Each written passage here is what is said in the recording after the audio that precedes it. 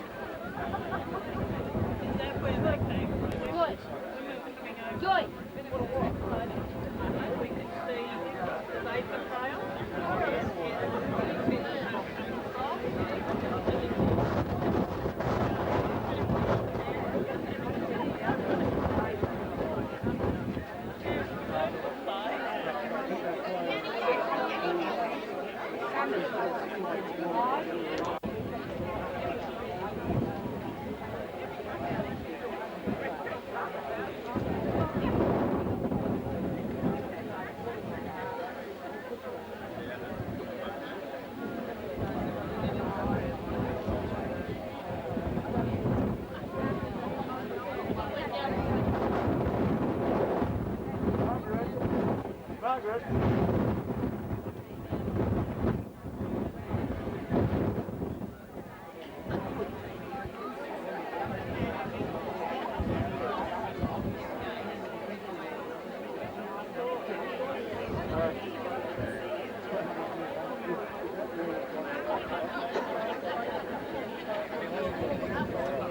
I hope everyone's well after last night's festivities.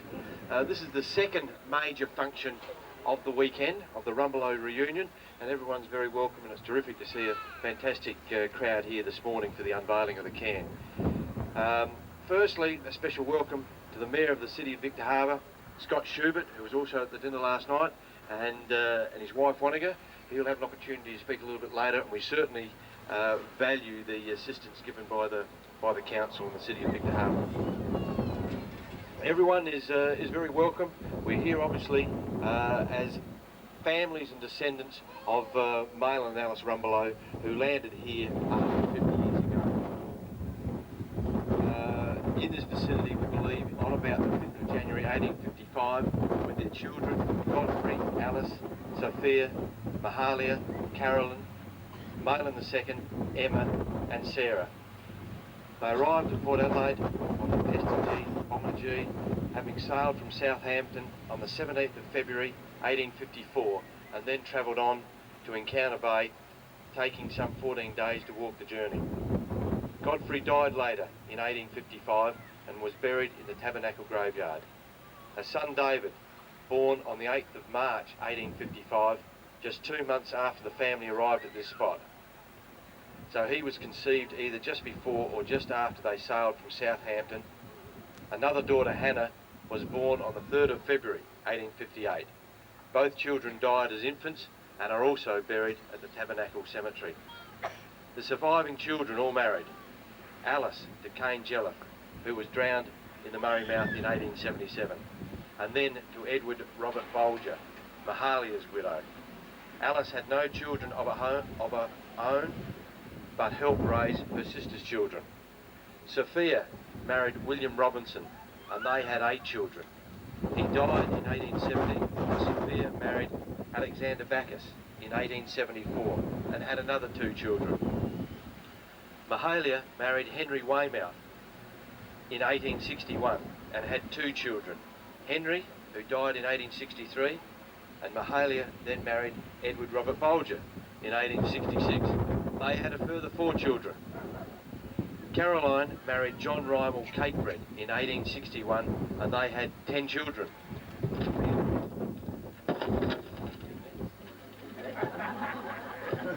Sorry about that. Malin married Mary Glastonbury in 1863, and they had 9 children. Haven't times changed? Emma married Thomas George Watson in 1865, and they had 9 children. Thomas died in 1914, and Emma married Edward Robert Bolger, the 3rd sister to do so. We went through that last night. Sarah married William Jonas Watson in 1869, and they had 5 children, quite small compared to the others. These people are the foundation of this gathering this morning, and we welcome you, the descendants of these pioneers, partners, friends, to this special occasion. Firstly, I'd like to invite the Mayor of the City of Victor, Scott Schubert, to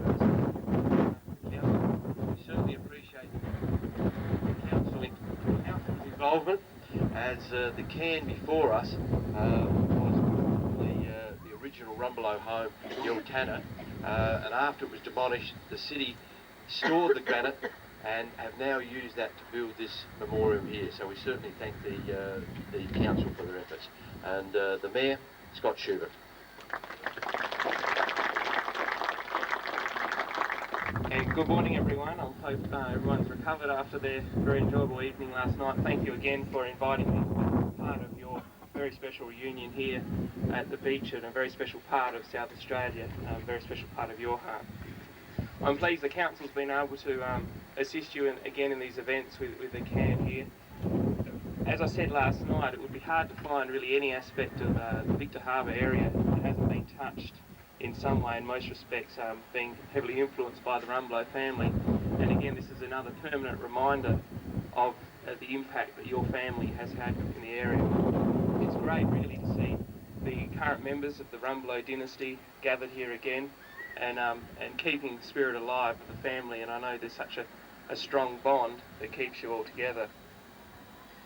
Obviously that I said last night also that when you think of the Rumbelow family, you conjure up images of the fishing industry here, and being here at this special location, it's going to be a permanent reminder when people come here, visitors here to read that, and also family come back here to reflect on what your descendants have done in the area and what they've done for the area. So I congratulate you all again and wish you all the best for the rest of your celebrations, and once more congratulations, and have a great time while you're here. Thank you.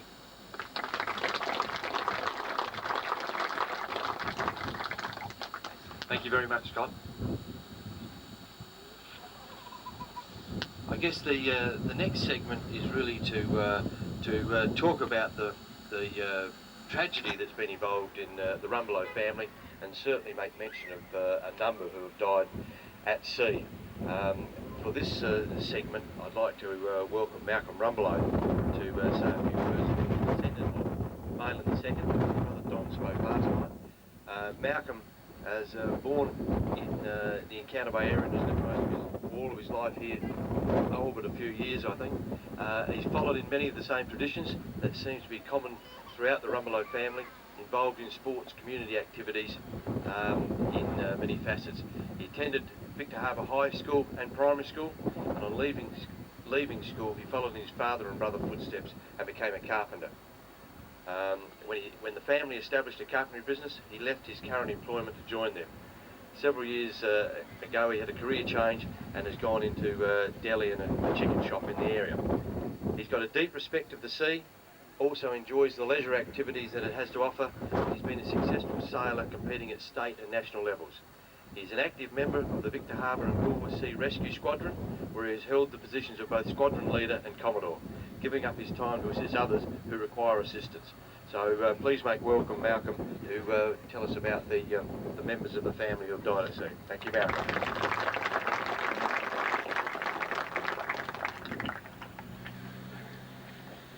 Thanks, Glenn.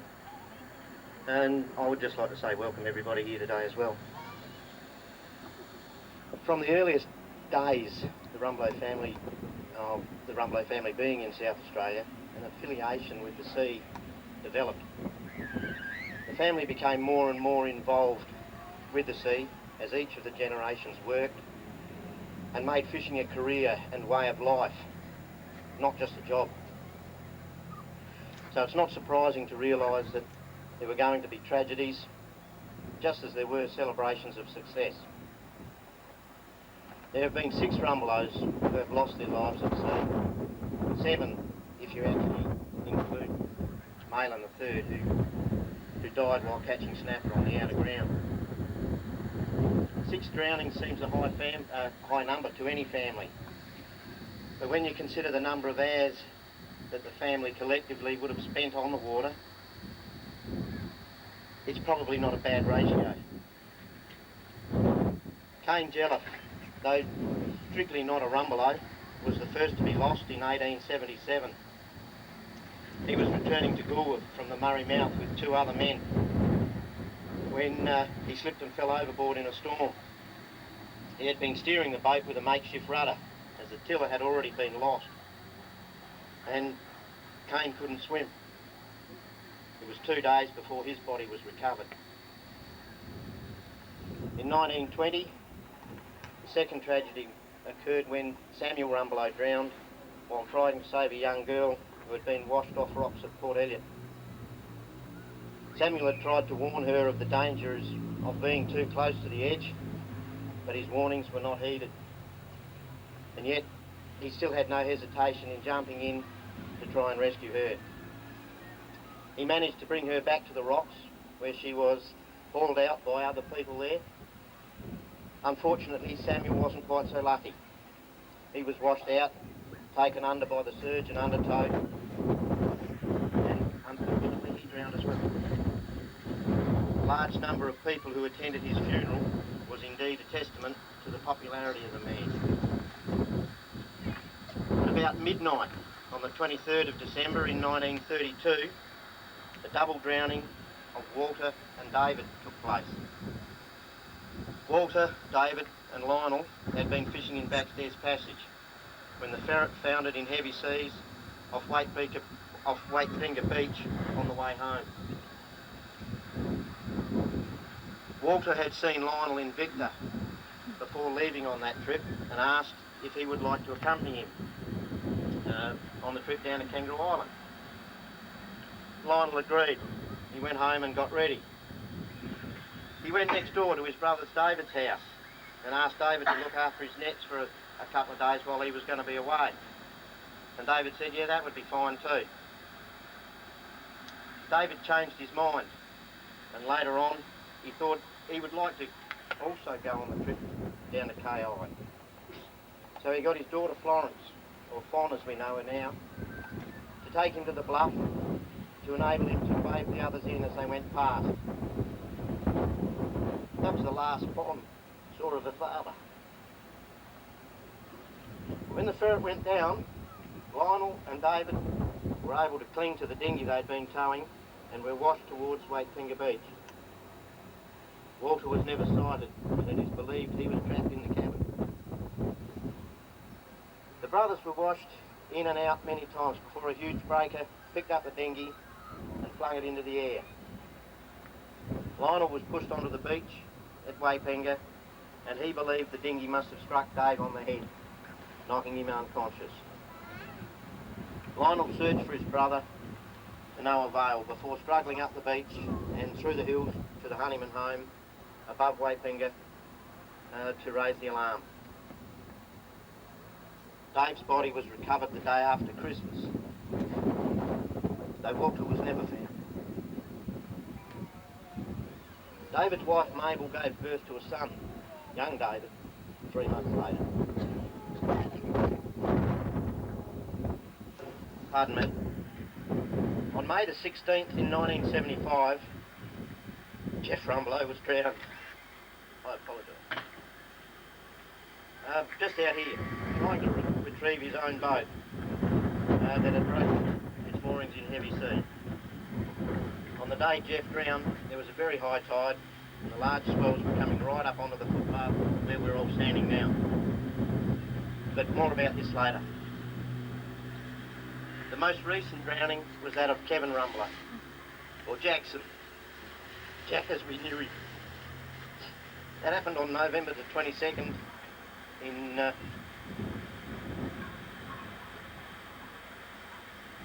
don't know, I've lost it. That's all right. Kevin was returning from Kangaroo Island in bad weather in the boat he had called the Galini when she went down. He'd not had the Galini long and bought her to be able to day fish from Victor so he could spend more time with his family. It was on his first extended trip to the island that his tragic death occurred. A large air and sea search was organised when Jack was overdue, and it was 6 days before his body was recovered on the beach in Shannon's Gully, just to the west of Parsons Beach. History repeated itself when Kevin's wife Maxine found she was also pregnant, and eventually young Kevin was born. The sad part was that Kevin never knew that he was to be a father again. Though there have been tragedies, the Rumbelows family have always been ready to help those in peril. The 3 have been recipients of Royal Humane Society bronze medallions. Lionel, my grandfather, received one for saving the life of Abraham Solomon, just out here in Shark Alley. And that was in 1925. In 1934, Cyril Rumbelows, or Mick as he was known, saved the life of a farmer at Port Elliot when he was being gored by a bull. Mick was armed only with a tomahawk, and being 19 at the time, was full of bravado, managed to chase off the bull and save Mr. H. Dent from a terrible fate. The 3rd recipient was my father Graham, when he was involved in the attempted rescue of Jeff Rumbelows, just out here. Chris Tapscott, son-in-law of Lynn Shannon, and Keith Proctor also received medals from that attempted rescue. In huge seas, Dad and Chris tried to bring Jeff back to shore, but were unable to get him into the dinghy Dad was rowing. Chris managed to hold Jeff and was giving him mouth-to-mouth in the water, but it was too late. Mary George's grandfather, Horace Reed, also received a bronze medallion for his efforts in Victoria when he saved children in a carriage behind a runaway horse in 1921. So you can see the family have always been prepared to jump in and give a hand when it's been required. I would like to take this opportunity to thank everybody for coming down to Encounter Bay and Yuki for the weekend to make it such a success, and also congratulate all the organisers for the efforts that they have put into it in making this a bloody good weekend. Thank you.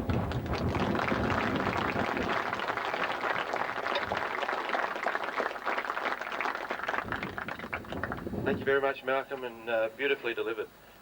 My grandfather was one of those that drowned, David at Waipinga, when my mum Florence was only a teenager, and left Evelyn and David was born after the incident. So this weekend's been very special for me as well, one that I'll remember for a long time.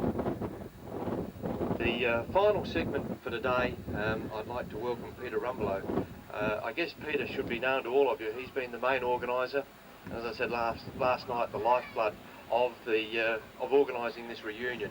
He's been fantastically assisted by some hard-working committee people for the book and the function, but it's really been Peter that's been the driving force throughout the whole last 4 or 5 years to make this function happen. I thank you for allowing me to be part of it. I hope you enjoy the rest of the weekends, even though there's not much to go, and you travel home safely. Thank you very much, and welcome Peter Rumbelows. Thank you very much, Glenn. I'd just like to pause for a while now with you while we remember those that have gone before us.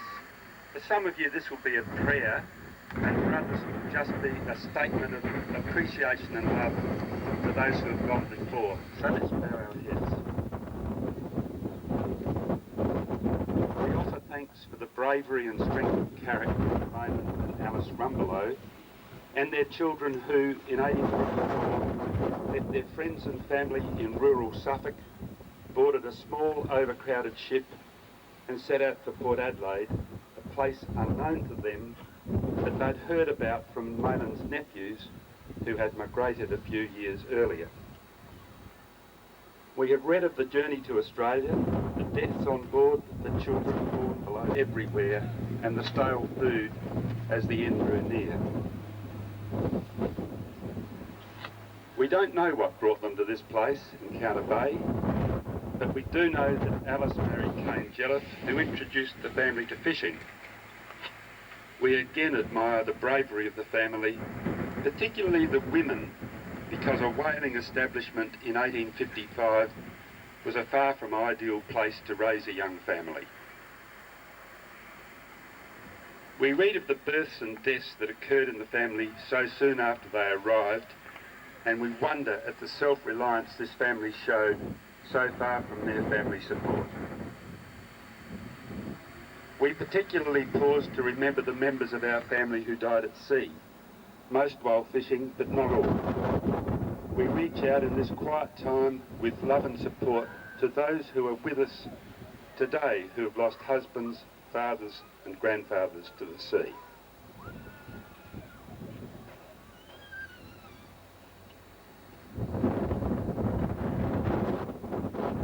We also pause to remember the members of our own immediate families who are no longer with us or who couldn't be here for any number of reasons.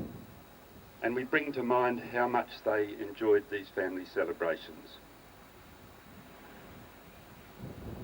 We give thanks for all those members of the family who have made significant contributions to society in many different ways.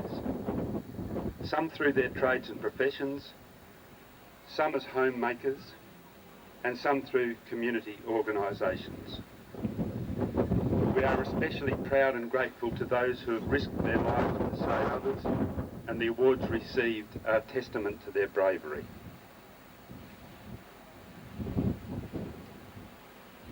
We remember with gratitude those who lost their lives serving their country in wartime. Their sacrifice is respected. We also express our gratitude to all those who served and returned. We read with pride some of the citations detailing their bravery in action. We are grateful for the opportunity to meet as a family to remember our past, and we look forward to the achievements that will come through the years from the descendants of the two humble people we honour, Malin and Alice Rumbelows. Thank you.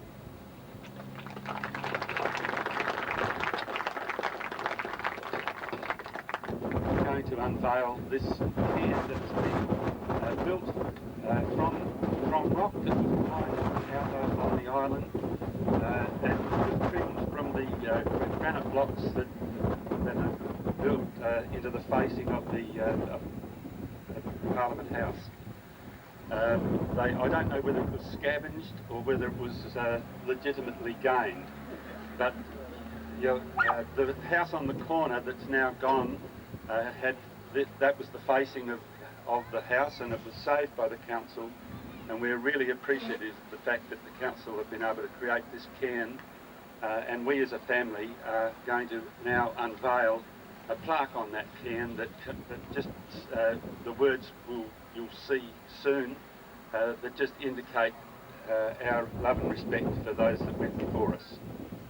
I've asked I think, and I stand to be corrected here, but I've asked a number of people to assist with the unveiling because I thought each family should be represented. Robinson is here representing the Sophia's family. When I call your name, if you could come out and stand by the cairn, I'd appreciate it. Bob Spencer is Mahalia's representative. Matt Boyce is the representative of Carolyn's family.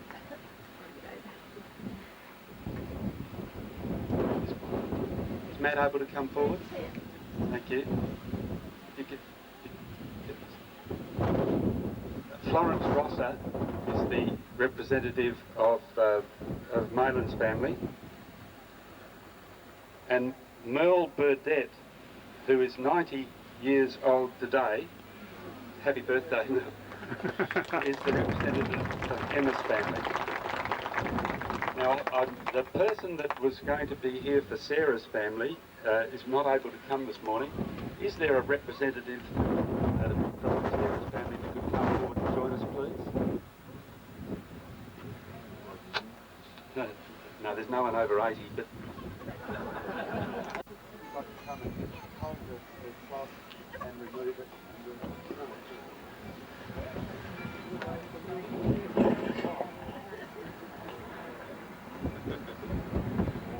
So that it's unveiled. And the plaque says, Mayland and Alice Rumbelows and children arrived at Encounter Bay on the 5th of January 1855 from Mildenhall, Suffolk, United Kingdom, and the family established a fishing dynasty at Encounter Bay. Their families of Robinson, Bacchus, Weymouth, Bolger, Catebread, Rumbelows and Watson dedicated this cairn, built with stone retrieved from the family home Yultana, on the 17th of April 2005. So we've created some history here today. Thank you very much indeed. This is called a photo opportunity. Florence, can you come over here?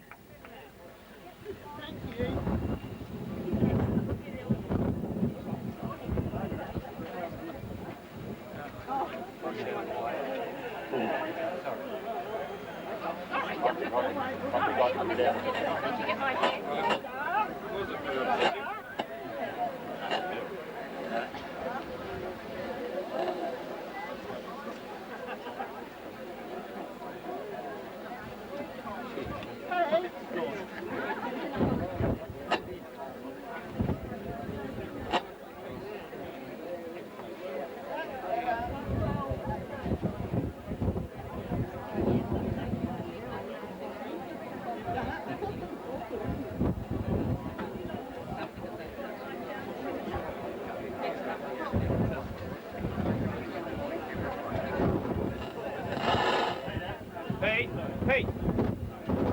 Wait.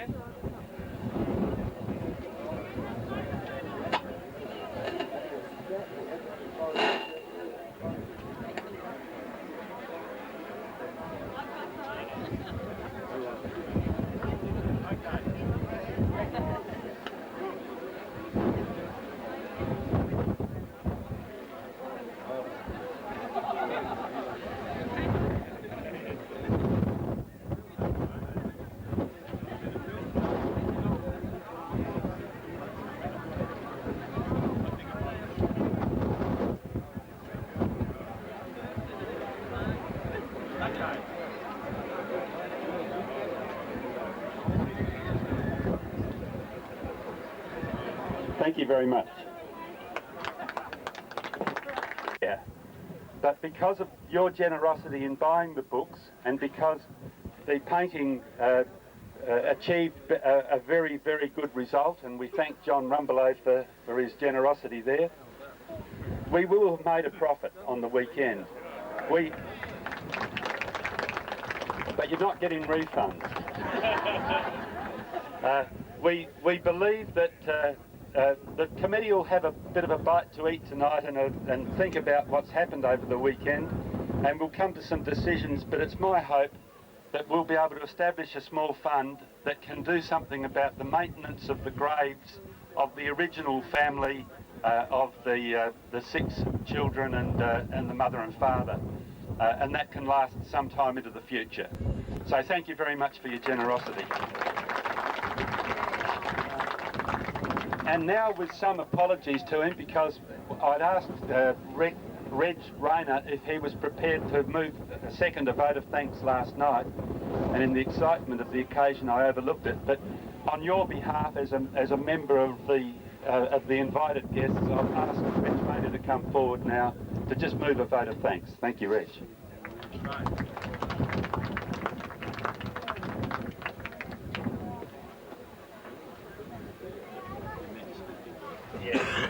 Good morning, ladies and gentlemen. I'm just an ordinary participant in this, but I feel that I must say with a great deal of pride that Carolyn Rumbelows was my great-grandmother, who I come down from the cake bread line. Those who were at the function last night would notice that the cake bread line were known for their red spot specials. And I wondered whether somebody was going to take me up or put me back on the shelf as unsaleable.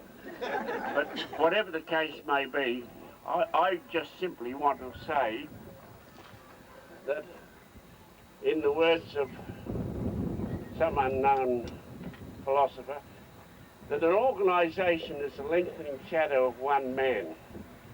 And Peter Rumbelows deserves all the praise he can get for the magnificent organisation of this function, and especially last night as well. With the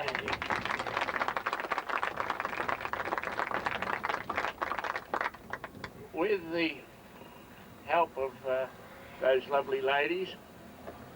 And on what I've renewed my acquaintance with today, I have seen most of the early homes and the areas where the early farms were, and I can say that as far as our united family is concerned, there's a family joint wherever you point. They're everywhere, and I'm personally so grateful, as indeed all the Cape Red clan are. There's 104 of us here. We're grateful for this opportunity, and I think you should have another one in 50 years' time, and if you do, I'll make sure that I'm fit enough to come. I'll just conclude by saying this. I'm sure the organisers won't mind if we call them amateurs in the field of organising a large function. But it wouldn't matter who it is, even royalty. They couldn't have done it any better. And I congratulate all of them. Give them a round of applause, ladies and gentlemen.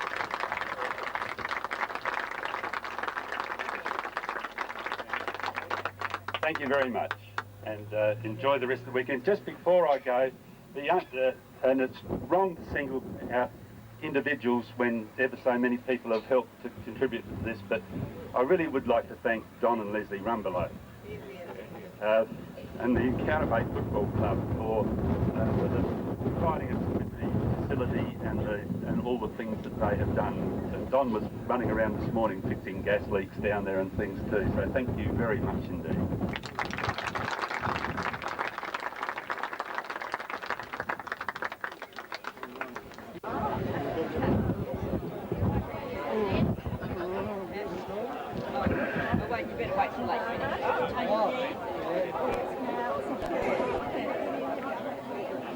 To the Rumbelows family reunion, celebrating 150 Jubilee since the arrival in South Australia. Particularly honouring a lot of families, but including the Bolger, Robinson, Bacchus, Weymouth, Cape Red, Watson, Rumbelow descendants of Maylin and Alice Rumbelow, who arrived in Encounter Bay in 1855, 150 years ago. A special welcome to the Mayor of Victor Harbour, Scott Schubert, and his wife, Lady Mayoress Juanita. So welcome to you, representing the council.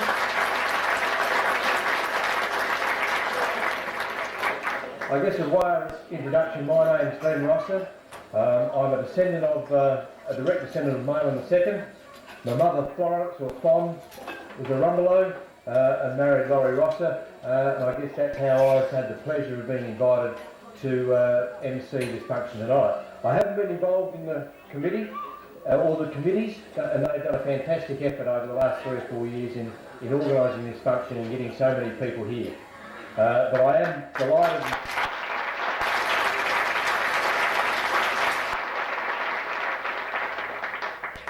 I'm certainly delighted to add my little help and any assistance I can give to their efforts is of minor significance. So I welcome everyone and certainly thank them for their invitation to help out.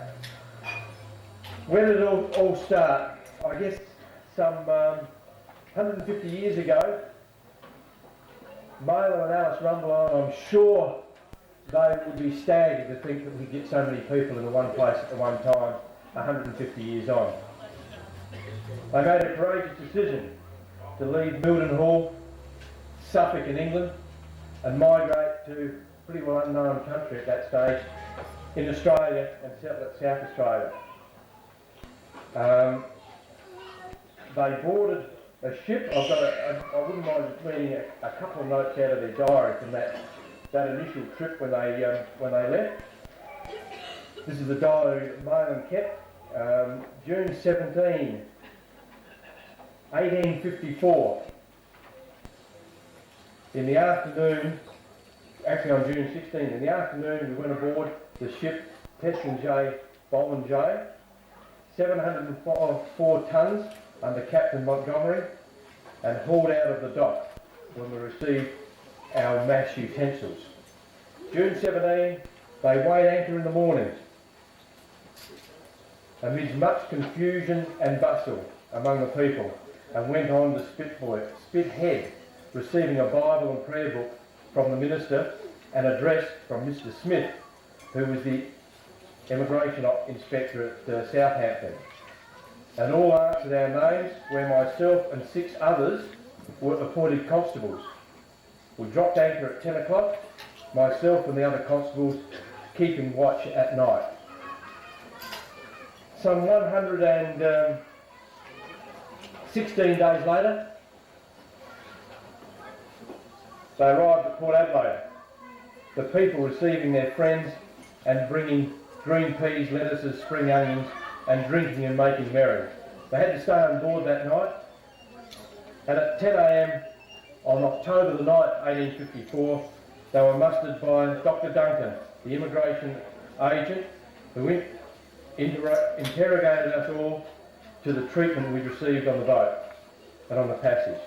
And after being satisfied with the answers, they were then liberated to go ashore, and thus ended their passage some 112 days later from London, although they set out earlier to get to Southampton. And obviously after that they made their way to Encounter Bay. On that particular trip, I found interesting there was 344 souls. A captain, a doctor, 3 mates, 1 steward, 73 married couples, 53 single women, 14 single men, 93 children, 1 cook, 10 seamen, 20 lascars and 1 carpenter. 344 set off on that journey. And here we are today. As I said, I think they'd be absolutely thrilled.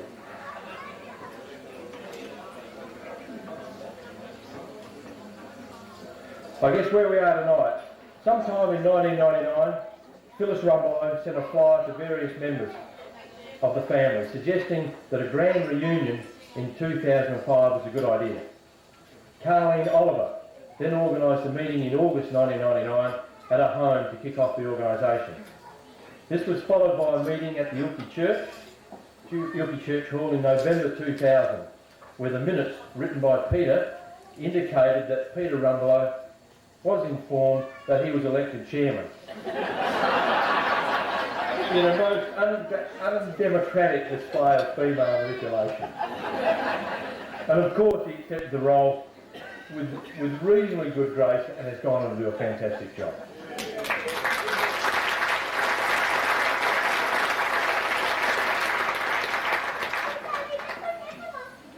A meeting at the Stump Hill Cafe at McLaren Vale in 2001 followed, where 47 relatives heard of the plans and enjoyed a meal together.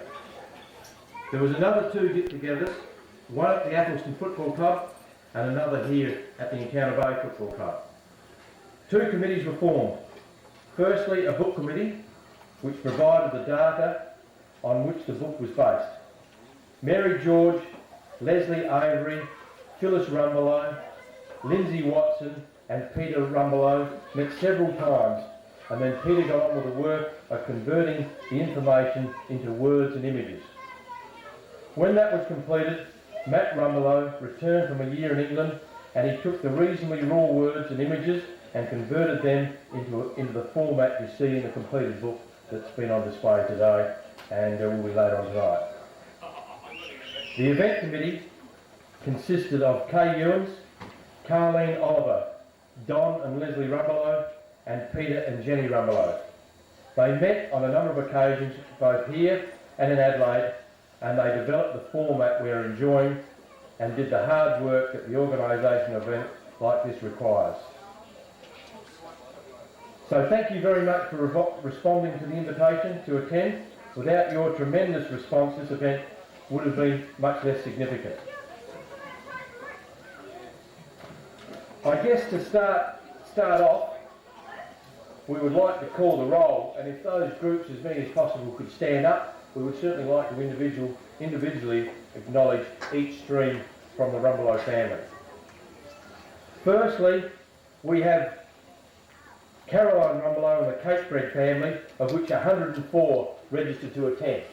So would their representatives like to stand?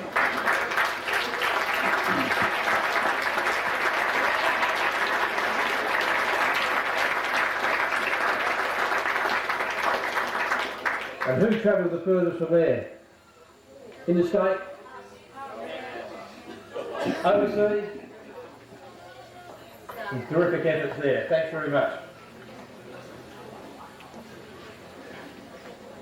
Secondly, we have Emma and the Watson family, of which 51 registered to attend. Would they like to stand up, please?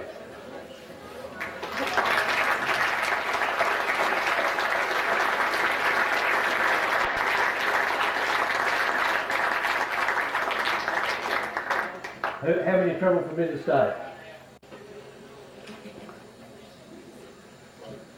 The Mahalia stream and the Weymouth and Bolger families, of which 59 registered to attend. Would they like to stand?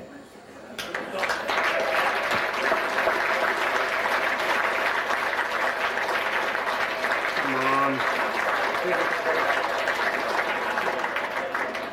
Interstaters amongst those? A lot.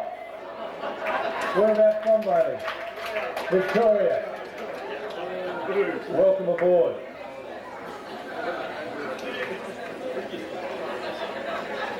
Male and the second Rumbelows family, of which 307 have registered to attend. And would they like to stand, please?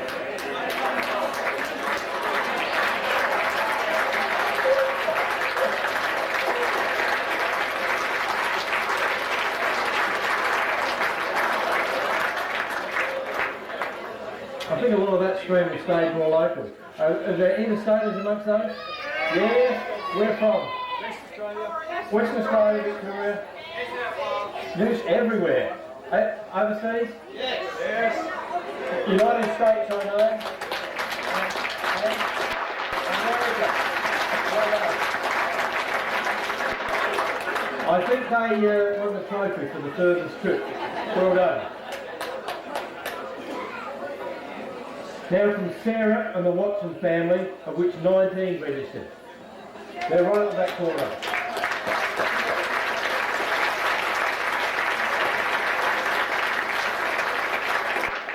Are they local?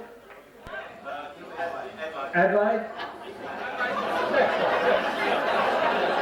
I think that's local. They are. Now from Sophia and the Robinson and Bacchus families, of which 43 registered to attend. Would they stand, please? Yep.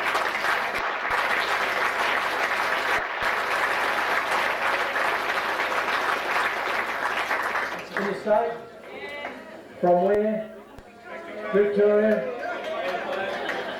Queensland. Victoria as well. Very good, thank you. And a very special welcome for 5 members of Mary Ann Last, nee Rumbelow. She was a sister of Malin I, and 2 of her sons migrated to South Australia. Are they here tonight?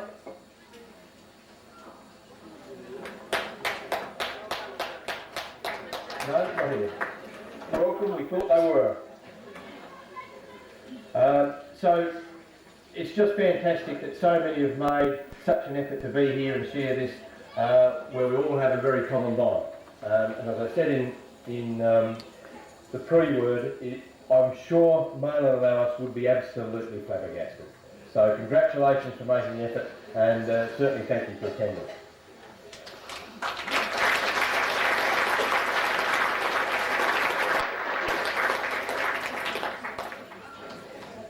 Not long after the Rumbelows settled here, I believe, this is just a bit of a sideline actually, mainly fishermen, but there were a couple of these brothers who we never found out, that they opened a little hire fishing village, fishing business setting off the coast in Counter Bay there.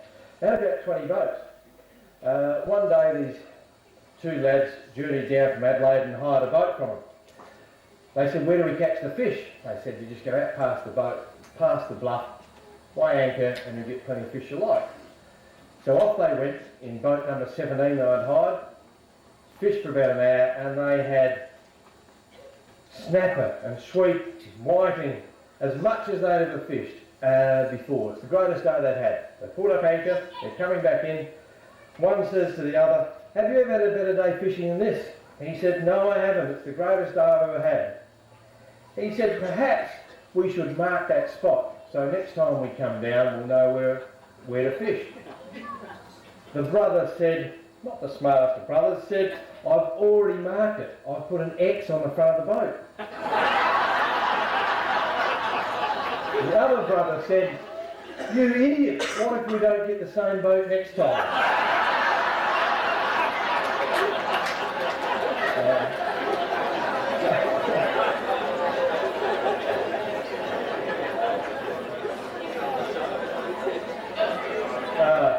I thought it was in line with the fishing strength anyway.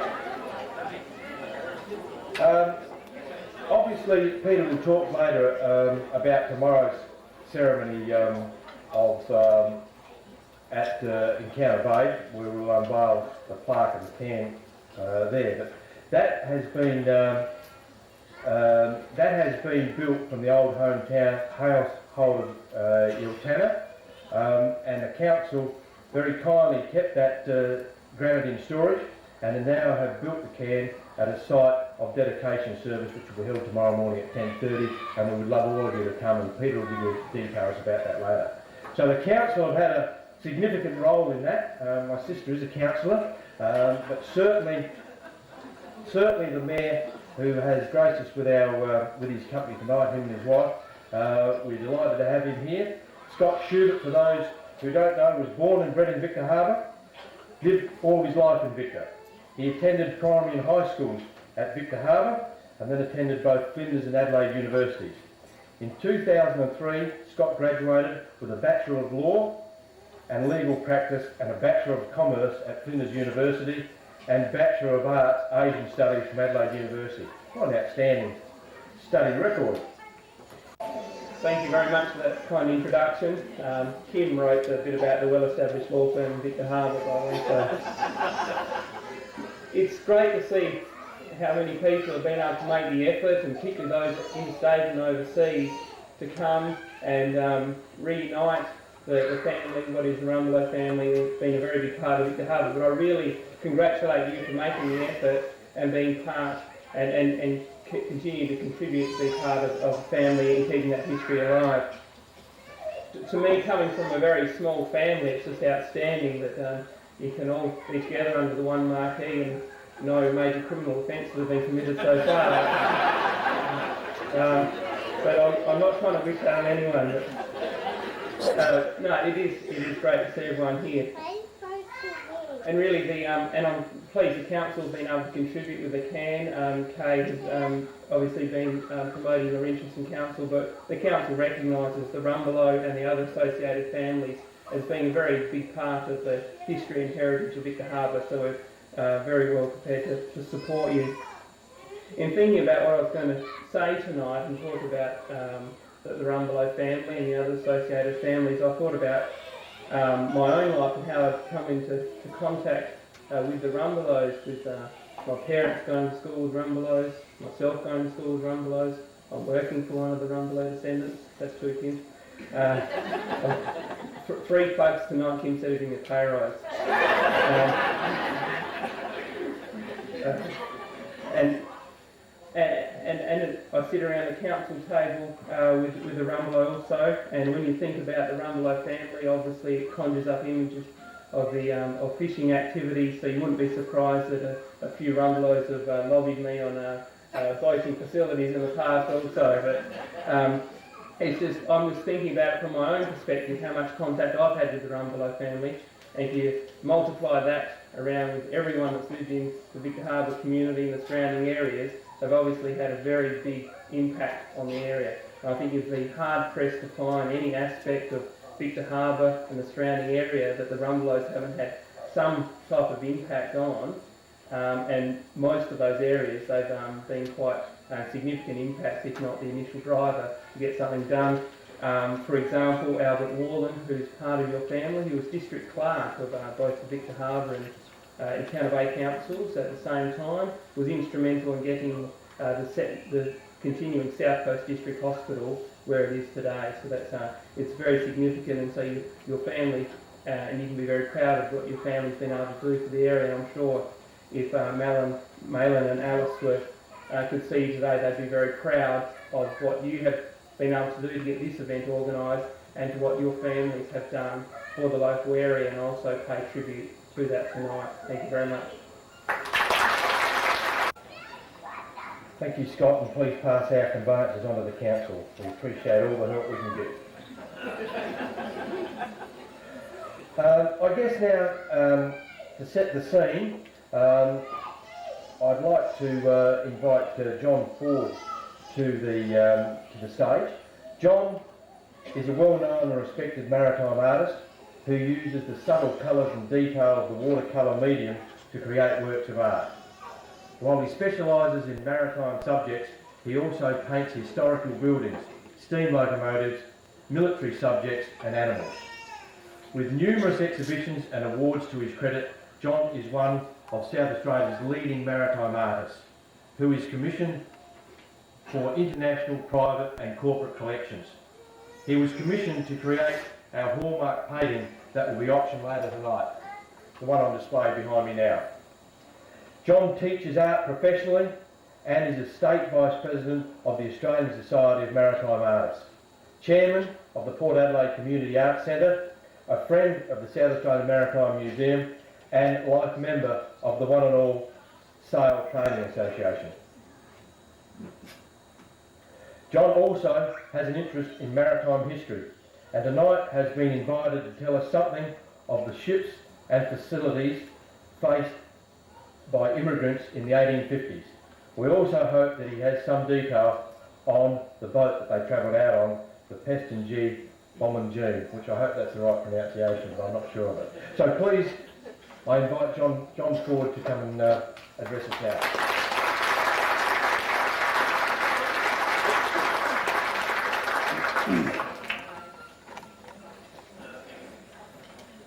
Scott, what does it feel like with you and your wife and mine, we only people who are not related?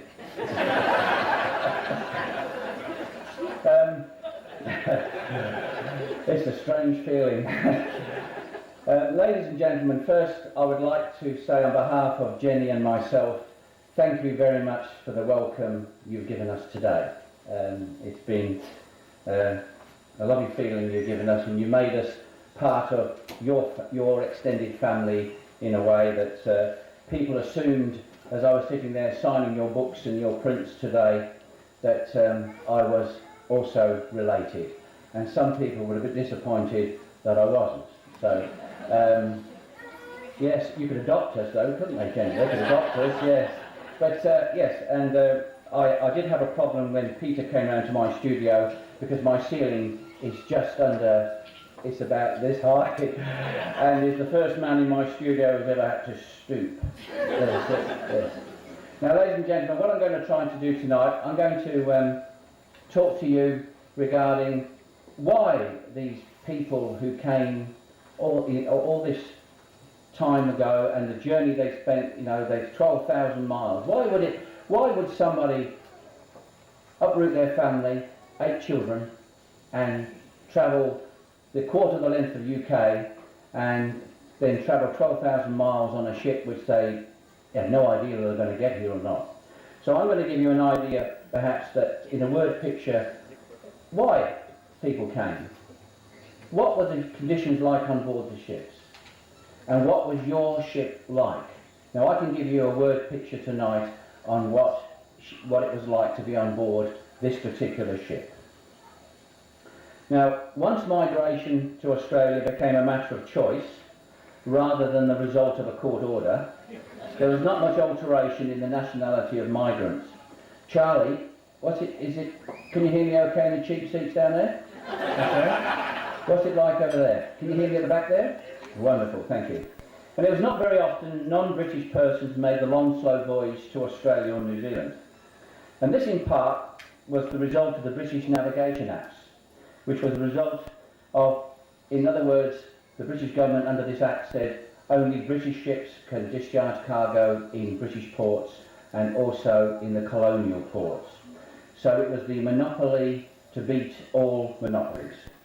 They found, though, that it did not work very well in the end. It caused a lot of problems with trade, so eventually the Navigation Acts were cancelled. Now, another difficulty was these ships, when they came out to Australia, they arrived here, and what did they take back? Can you imagine arriving in South Australia in 1837? The colony had only been operating since 1836 December. What cargo could you take back after discharging your human cargo?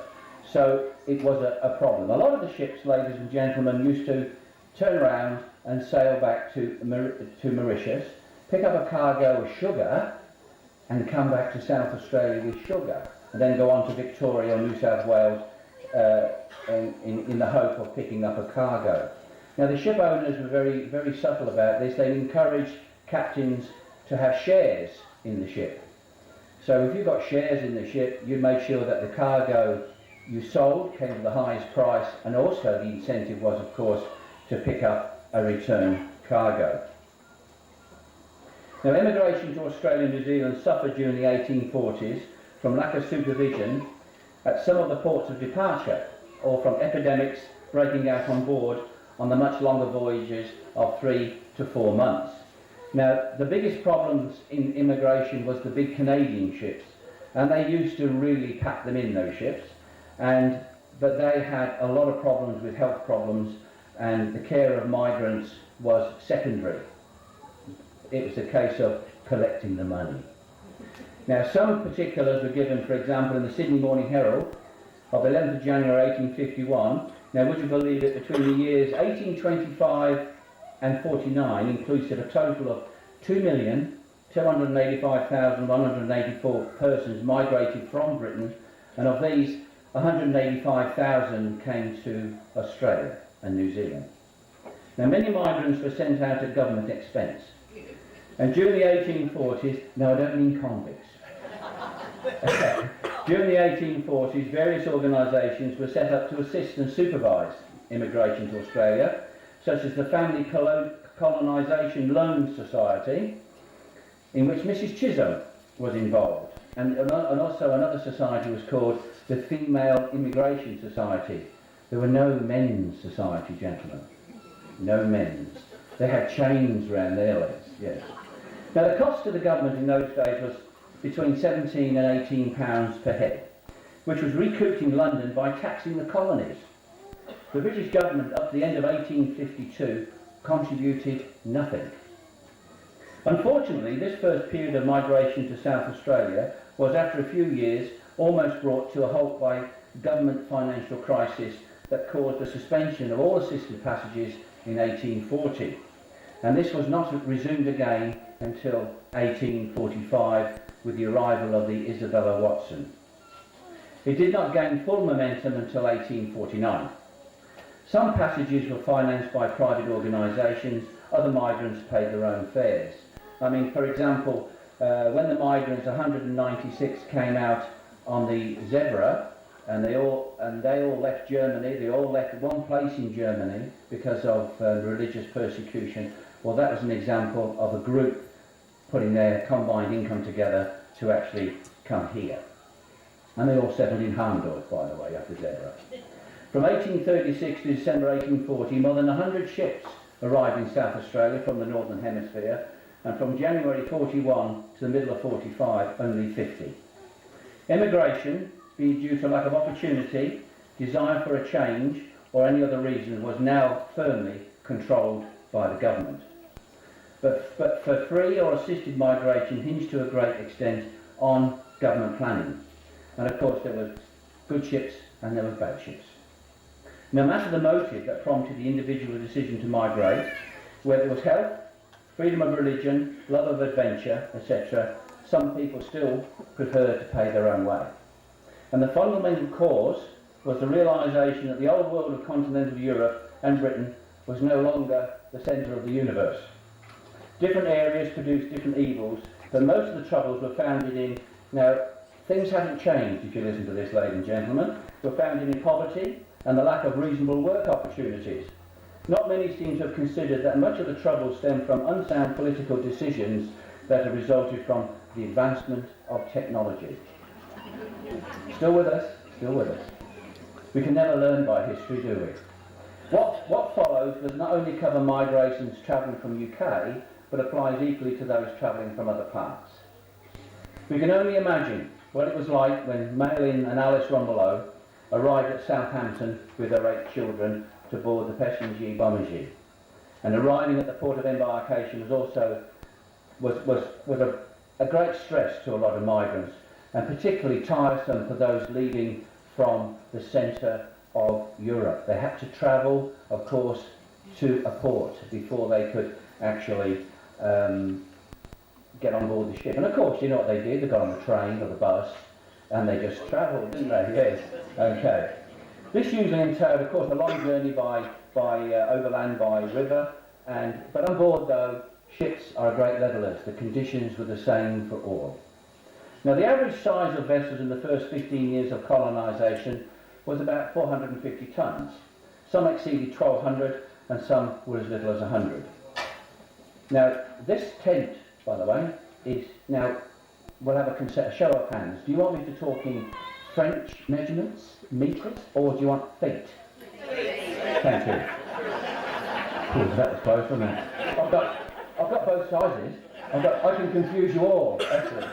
Okay, this tent is 36 metres long. All right, give you an idea. Okay. A 450 tonner was, in some classes of vessel, about 35 metres long. Now, in merchant ships, ladies and gentlemen, the tonnage was originally the charge for hire of a ship at so much a ton of burthen. In other words, the tonnage of a merchant ship is a statement of capacity of space and has nothing to do with the weight or how the ship was constructed. Now, governments love to get involved in things, don't they, if it can involve making money. Now, this levy was first levied in 1303 by Edward I on all imports brought by ship into England. And the second tax, known as tonnage, levied in 1347 by Edward III, of 3 shillings on each ton of wine, which is about 250 gallons. He realised there's all this wine in these big barrels coming from France called tons, T-U-N, and that is how the term came to be as tonnage. So therefore, it was basically the earning capacity of a ship. And it's still in force today. The QE2 arriving in Port Adelaide has a fee on her of approximately $46,000 just to tie up, because she's rated at a certain tonnage and they charge so much a ton. Now, the method used to reach this figure, now Mr. Costello likes this, varied over the years by Acts of Parliament and represented the enclosed space that can be used to earn money. So what they used to do was measure the ship, the length and the breadth and the depth, and they get a volume, take away the cabins and multiply that by an arbitrary figure which is set by government each year by the Exchequer. To avoid being assessed correctly, early ship design in the 19th century came up with some strange designs and constructions, and this was known at the time as sharp practice. So you had ships, they thought, well, if we take a few feet off this bit and we extend a few feet that bit, we can alter the actual formula for paying duty. But a lot of the ships were top heavy and unstable and were overloaded. It wasn't until 1876 when Samuel Plimsoll forced the load line legislation through the British Parliament. Now, he put this Act of Parliament through to say all vessels should have a load line so you can be loaded to this line and not be overloaded. Now, the shipping lobby was very strong in the British Parliament, and there was a part of the Act was not put in where the load line goes. So captains used to put them on the cabins, on the mast, on the deck, because the legislation didn't say where it had to be. All it said, it had to be on the ship. So Samuel Plimsoll wrote a book, and he said to people, if you travel to Australia or the Americas on this particular shipping line, your families will die. Nobody sued him, but he went through they got through it through the Act of Parliament, and that legislation, ladies and gentlemen, was not finally ratified till 1929. So 1876 to 1929, the mills of God grind rather slow. Now, the decks of ships were full of spars, cargo and chicken coops, etc., and there was not much room for exercise. Lifeboats were carried, and on some ships this increased the cargo capacity, because the British government said, you will carry extra lifeboats.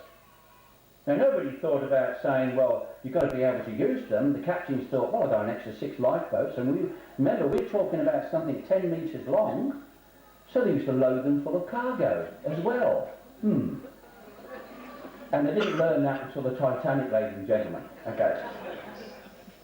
Now, when ships were forced by regulation to carry these lifeboats, they were usually sold off when they came to South Australia. And a lot of the early vessels, you see, that when under name by the cutters they were called, came onto the shipping register in early days in South Australia. They were these boats that came off the vessels. Now, what was the passenger Bombardier like? Okay. She was built in 1834 at Dumbarton of 704 tonnes. Now, I'm going to confuse you even more now. Originally, she was ship-rigged. Now, you've got to be careful when you say that word. She was ship-rigged, but she was changed, in 1854, they changed her rig to a bark rig. Now, to give you an idea, she was, in length, 41 metres. This tent is 36. She had a beam of 31 feet 5 inches, or 9.6 metres. Now, I've been told that this tent is 12 metres, so we're looking at half this. Now, okay, she was, so your capacity to live on board this ship was the area I'm standing in. And there were 344 people. In the room here tonight, we have 300. It was cosy, ladies and gentlemen. Very cosy on these ships. If you lifted your arms too high, somebody would tell you, I'll tell you. Now, she was also a convict transport in 1845, 1847, and 1849 and 1852. Her previous arrivals in South Australia was 1838 and 1851. And, of course, between decks, she was, from the keel to the top deck, she was 6.7 metres deep, or 22 feet, for those who speak foreign. Captain Montgomery was the master. And Glenn, you're such a nice bloke, because I was going to quote what you quoted about the diary, so I'm going to miss that bit, okay? Now, the migrants on her were mixed, assisted and free, are separated in the ordinary way. Married people in the waist, which is roughly where I'm standing. Single females, we call that aft, that's the rear. And single men forward up your end, Charlie, okay? Each department having sections for infirmaries. Now, on this particular vessel, the waist contains 60 or 70 large berths occupied by 239 men, women and children. Aft, under the charge of a matron, listen to it carefully, 53 girls in double bunks, and forward 14 bachelors in single bunks. Now, the girls could sleep together, but the blokes couldn't. But also, in the layout of these ships, ladies and gentlemen, on the forward part of the ship, where the single guys are, that's where the crew used to live. On the stern, where the single girls lived, that's where the officers had their cabins. Which is true. Now, the Bombardier she had bound for Adelaide, and has a crew of 38, making 344 souls in all on board. Now, accommodation, ladies and gentlemen, was basically divided in 3: cabin, intermediate, and steerage. Now, the intermediate cabin was 6 foot by 6 foot, or 2 metres, roughly by 2 metres, those who speak foreign. In steerage, the horror and amazement of most to find their world for at least the next 3 to 4 months was to comprise of the area of a number of bunks allowed for their family, and a space at a rough trestle table along the centre of the quarters. And it was almost impossible to convey in words what this was like. Now, the total area where our Rumbelows and their 8 children is about, what they were expected to stay, is about as much as allowed in these days in economy class sleeping berths on the long distance train. Now, most of you have travelled on a long distance train, and imagine having 10 in that room. Yes? Okay. In the early days of migration to South Australia, nearly all ships were cargo ships, modified for this purpose, and accommodation timbers were sold on arrival. Now, if you have a vessel arriving, say, in February or March 1837 in South Australia, when a colony was growing, and she came in, you got all these beautiful straight timbers to make up the accommodation. They fetched a very good price. Now Dr. Wyatt purchased for £14 the timber from the intermediate cabins, including 50 doors from a vessel called the John Renwick when they stripped her when she came into South Australia. Now the greatest survival rate on these ships was, would you believe, was the steerage classes or the working class.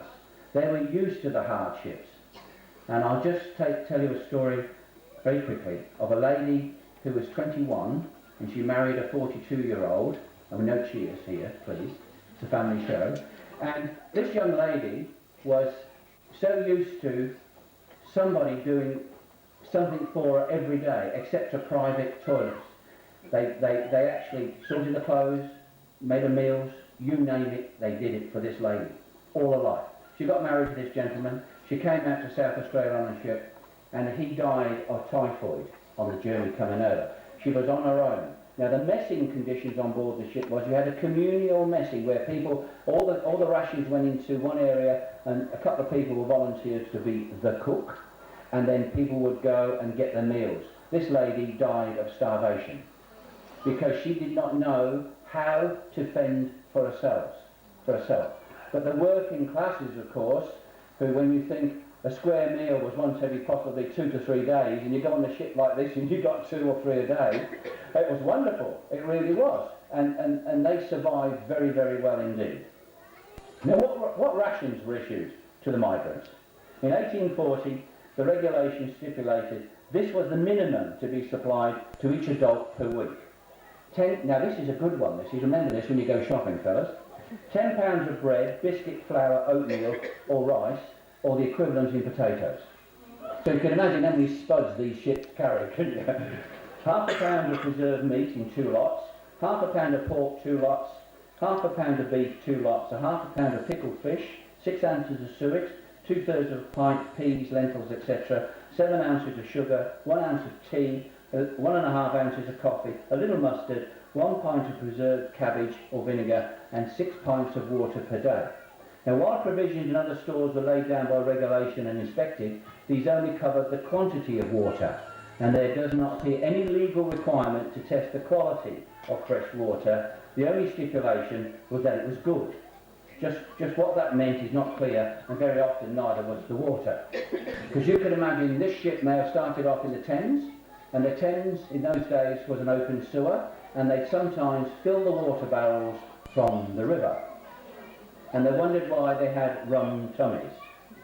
Now once you got loaded, especially in London, the ships then would make their way to the east coast of Kent, and they would lay off there. If the wind was unsuitable to go down the channel, they'd be at anchor there, and they'd be there sometimes up to 20 to 30 days. For many, if not all of the migrants, it brought the onset of seasickness and the abandonment of all hope that seems to accompany this problem. Those of you who have been very seasick, you know what it's like. It's one of the most horrible things you can wish on anybody. Now, here's a quote from the diary of this particular vessel. June the 19th to 20th, 1854. Fine weather, strong headwind, continually putting the ship about. The people very sick and bad throughout the vessel. In heavy weather, it was extremely difficult to keep the below decks dry, and if the ships were poorly maintained, it variously rained below until the deck's planking had taken up. In bad weather, water about ankle deep was the norm, sloshing about in your quarters. This was considered a dry ship.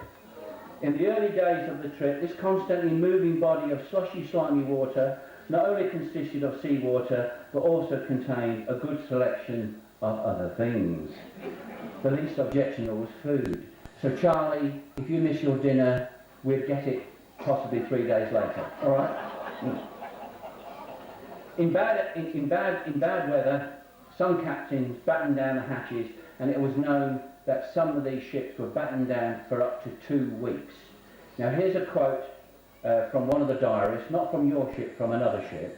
With seasickness and their strength gone, and they had not the power to help themselves, hence between decks were like a loathsome dungeon. And when the hatchways were open, the steam rose, and the stench like that from a pen of pigs. This is people being down there for 2 weeks. For ordinary people, soap was almost considered a luxury ashore, and if taken aboard would have been quickly eaten by rats. Showers were sometimes rigged for the women, but most had to do with saltwater sponges. Saltwater washes, unfortunately, tended to cause boils. Now, gentlemen, bear a thought, these ladies were covered from here to the ankles, and most probably wearing wool, and it could have been, when you're especially in the tropics, you know, up to 30 to 40 degrees, up to 50 to 60 below ship, and they had boils, and it wasn't very nice. So please think about these ladies who came out in the early days. Now, one ship, though, gentlemen, insisted all males had to shower under fire hoses at 6 o'clock every morning. This was fine in the tropics, but really challenging on winter days in the North Atlantic or the roaring 40s. And the crew really loved doing it. Oh, yes. All food was cooked in a common galley, frequently housed on deck, but migrants also assisted the cooking. In some ships to SA, migrants prepared them daily meals. In 1849, this became part of the regulations. Now, would you believe extras and luxuries were often sold by the crew? You want some tobacco? Yeah, it still goes on today. When I was crewing on the One and All, it's surprising how many young people used to run out of cigarettes. And I used to have a carton. Yes. Now, ships dispatched by colonisation commissioners also carried a surgeon. Generally not the best of medical men, but most tried their best with inadequate supplies. And they had at their disposal, and it was difficult, especially when you got an epidemic on board of dysentery, typhus or cholera. And the passengers aboard your ship, ladies and gentlemen, were very fortunate that their captain and he had a very good doctor on board. Now, on one particular ship, there was a case whereby they had a cow on board for the milk, and the surgeon, if you were lucky, was allowed, for example, a pregnant woman or a mother in childbirth could have milk. And one case of a ship where the cow broke loose in a gale, and there were no lights. Down below, there were no lights at all allowed because of the risk of fire. And you could imagine, can't you, what it's like with this thing about half a tonne with handlebars going berserk in the dark. And it's finally wrestled down. Now, there was a number of ships that came to South Australia which were bad ships, and I'll just name one, which was the Douglas. And she arrived in 1850 with 225 migrants. And she had a total of 21 who died on board that voyage. And following the uproar, there was an inquiry in South Australia, but there was no fault found. It was done in camera. Passengers claimed there were no medical supplies until near the end of the voyage, shortage of food, rats had to be eaten, captain was drunk, and he appeared actually after a month. Can you imagine going on this ship and suddenly this bloke appears? How are you? Who are you? I'm the captain. You haven't seen him for a month. You don't know who he was, yes. And there are some quotes from this ship. 29th of September, we sent a requisition to the captain to put into Madeira, as they had 60 more passengers than they're supposed to have had, and it was getting rather crowded. 30th of September, service read by drunken doctor, a most miserable affair. 24th of December, pork was issued of so horrible quality, complained to surgeon. His mild reply was that we should be damn glad to eat it. These were the exceptions and not the rule. Now, I won't go to, yes I will, I'll read this now. From your ship, on August the 22nd, 1854, this was another boisterous day, the sea washing over us that no one could go on deck without a risk of being wet through.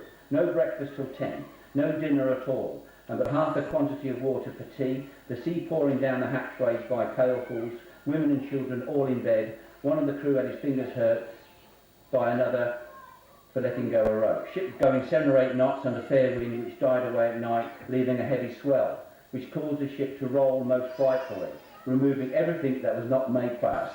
And at 10 o'clock at night there was a pretty sight. Pots, pannikins, tins, spoons, knives, forks, rice, coffee, pepper, biscuits, oatmeal, baskets, shoes, boxes, salt water, with sundry other things all jumbled together and flying to and fro the ship, many people much frightened.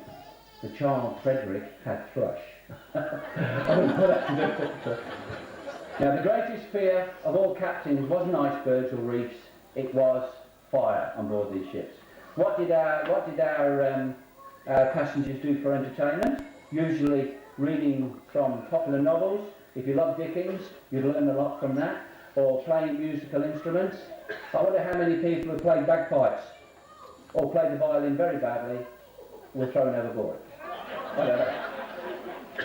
Now, those days when it seemed impossible to believe that anyone in his right mind could have contemplated such a wild scheme, yet there it was, the promised land. And today, ladies and gentlemen, a journey to the moon will be a far more easily accepted conception, with the problems involved more clearly understood than an ocean journey of 12,000 miles could ever be for the ordinary migrant in the first half of the last century. Now, the family on arrival stayed in Port Adelaide for a short period before they set out for Encounter Bay, and they walked, and it took 14 days. And finally, the wanderer, far from those he loves, and all his heart holds dear, oft pauses as he onward roams to check the rising tear. When thoughts of home and bygone days come crowding o'er his brain, how sweet the voice within that says, hope on, we'll meet again. Thank you. Sounded like a lot of fun. A pretty difficult journey, no doubt. One which I don't reckon too many of us would queue up for. To now auction John's magnificent painting, I'd like to invite Rob Heaslett, if he's here, Rob, to come forward.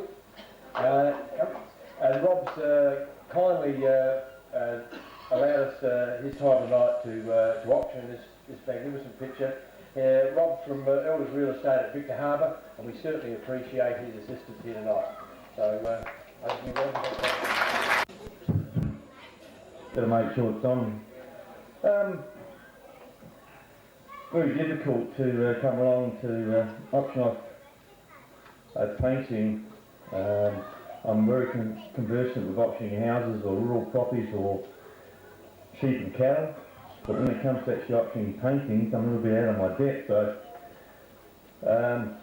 I won't try and like kid you along or anything like that. I think you people out there can make me look very good. All you got to do is wave your hand. All I have to do is add the bids up. Now, I think the previous speaker said that it's 36 metres long, this marquee. I can't see everybody. People in the cheap seats down the back of it, I can't see. So if you do want to bid for this painting, and I can't see, please stand up, please wave, throw something at me, I don't care. I don't want to miss you. But before we start, for any auction, there's got to be a few things we must discuss. I had a bit of a quick talk to Don a couple of days ago. He was a bit concerned. If you are the successful purchaser of the painting, make sure you pay for it, of course. Whenever I get up and do auctioneering stunts, I've always been told, you shouldn't, when you're doing an act or whatever, you don't follow animals or children. I've just learnt one more. You don't follow a guest speaker or an artist on court. How can you top that? Looking around the room, my association with the Rumbelows family, I've only been here for a couple of years in Victor Harbour. Obviously it's money through Don and his immediate family to the footy club. But I do know now, I have known the Rumbelows for over 20 odd years. That's the Hobbs family down here. I was on Leesonale back in the early 80s. And so my first meeting with them down there, and I was working for Elders down there. And it's been brought to my attention through Jeff that his mother was a Rumbelow. So I had none. Is there anybody out there who would like to start me off with a bid before I actually got to make myself look a bit silly and say a figure? If there is a bid, somebody can please start me off. I don't care where it starts, it's where you finish. 500 bid, thank you very much. So you heard it now, it's 500 bid on the left hand side. That's $500 bid. Now, 6 bids against you, sir, against the starter. 600 bid. 7, 8. You started it.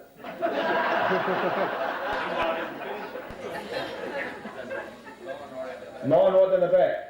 Against you, it's against you. The bid's right on the back. $900 bid. Away on the back on the left hand side. Away on the back. Now tell me how this guy can have a bid now. Most of the action's been down here. 20. I'm looking at you. You won't buy it looking down that way, mate. Look at me. The bid is $900 way on the back. The bid is $900. Look at me, look at me. The bid is $900 round the back. Whoa! 1,000. Thank you very much. We're up to the 1,000 on the bid. 1,000 bid. The bid is 1,000 on the bid. The gangster in the back, where were you? Put your hand up so I can see where you were anyway. 1,100. Thank you, mate. $1,100. No, the bid's back to this there. I won't wonder. Out of the 1,000, we bid the bid back. You want one now, there? Come on. The bid is 1,000 back to 1,100. Thank you very much. I knew you'd come in.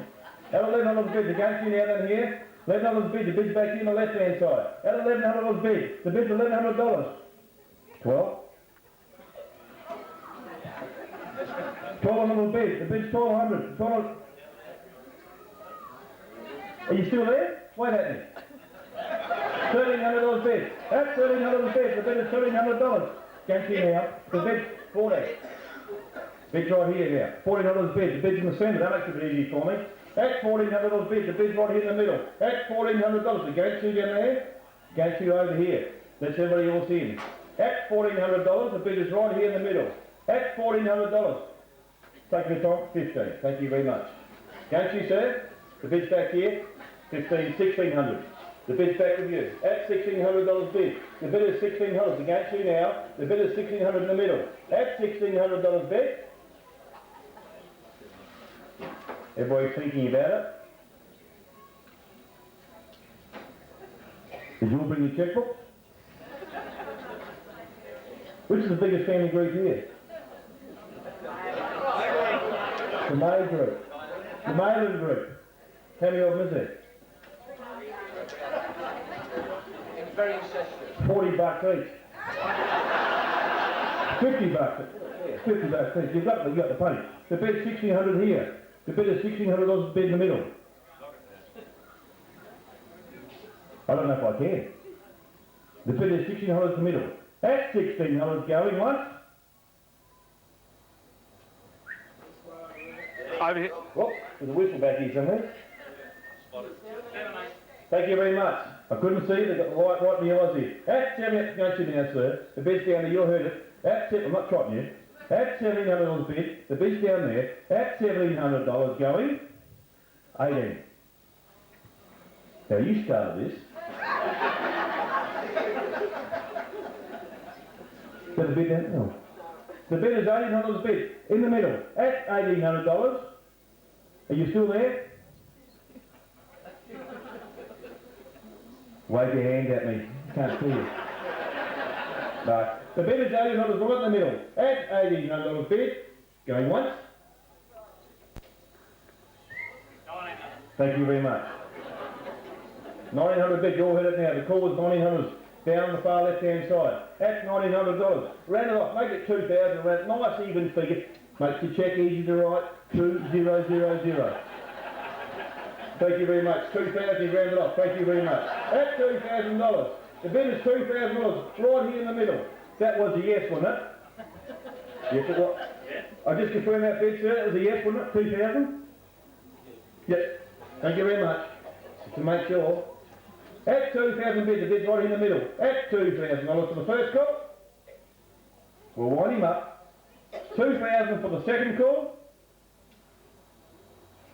Scott, I'm back to you, buddy. Here's your big chance, Scott. I've got the tape recorder going, I can tell that. At 2,000 for the third, looks great, the council chambers.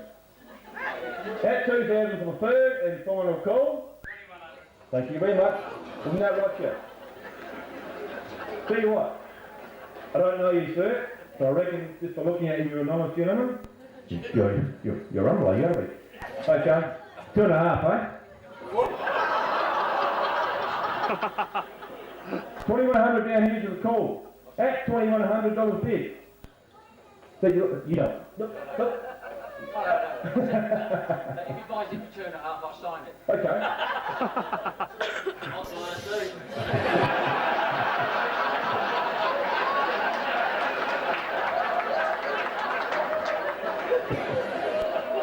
The bid is $2,100 bid. Down on the left hand side. The gantry sir in the middle. Gantry in the middle. The bid is $2,100. And I can sign it too. I can sign anybody's name. That's $2,100 bid. And the left hand side, the first call. We'll wind him up because we could be here all night and the people here starting to go to sleep. For the second call, for the third and final call, it's against you, it's not yours. The bit's down there. At 2100 bit, going. Now before I knock it down, stand up who bid.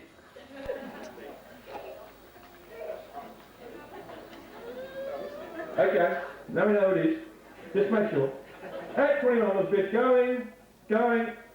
I think I'm going to sell it. Yep, I'm going to sell it. Sold. Well done.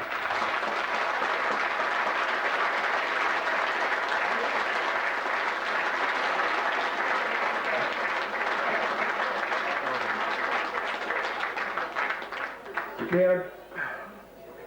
Excuse me. Okay. When you write the cheque out, it's ROBHEASLIP. Okay? Thank you very much.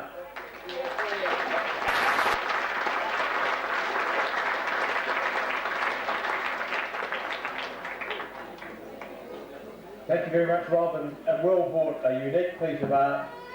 The rest of us will now have to settle for prints, but thanks very much. Well done. Moving on, I'd now like to welcome our next speaker to the stage, in Matt Rumbelows. Matt is a descendant of Malin II, is a lecturer in digital design and communication in the School of Architecture at the University of South Australia. He has specialised in graphic design throughout his career and consulted to the architectural and construction industries both here and in the United Kingdom. He spent almost all of 2004 in England, and during this time fostered his friendship with his English cousin, another Matthew, and gained an insight into family both in England and around the world. Upon his return to Adelaide at the end of last year, he used his expertise to take the text and images created by Peter Rumbelows from the research of Mary George and Leslie Avery and create their layout that you now see in the book that will be launched shortly. Matt is going to briefly tell us about the Rumbelows family outside of Australia. So please make welcome Matt. Well, thank you very much and congratulations again for the successful bidder. As Pete asked me on the way up to keep it brief, I certainly will. But I just want to thank everyone again for being here. And I know there's a lot of Rumbelows not in this state nor country who also thank you all for being here and wish us the success that tonight obviously is already. So I've been very fortunate to travel quite a bit and caught up with a few Rumbelows this other side of the meridian. And what a wonderful opportunity that has been. I remember as a kid flicking through a very dog-eared, very yellowy photostated, not even photocopy for those old enough to know, of the Mail and Diary, or what was the Mail and Diary, and thinking, wow, what a fantastic place this must have been for them to come over here. Obviously it wasn't that great of a place, so that's why they left, but I managed to get myself to Mildenhall back in '97 and went to the actual chapel where the couple, Mail and Alice, were married. And unfortunately it was a bit of a ruin at that stage, and I think it probably still is. But met with the vicar of the area and introduced myself, and he was a bit underwhelmed, which was a bit unfortunate because I just got all the way there and managed to get over to an area called Westboro, where the actual couple came from, and visited what was then a sand and metal yard. And the significance of that, for those who knew my grandfather, was quite amazing. So they'd come all this way and down this history were dealing in sand and metal. So I introduced myself to them, and they were also underwhelmed. But I persisted on.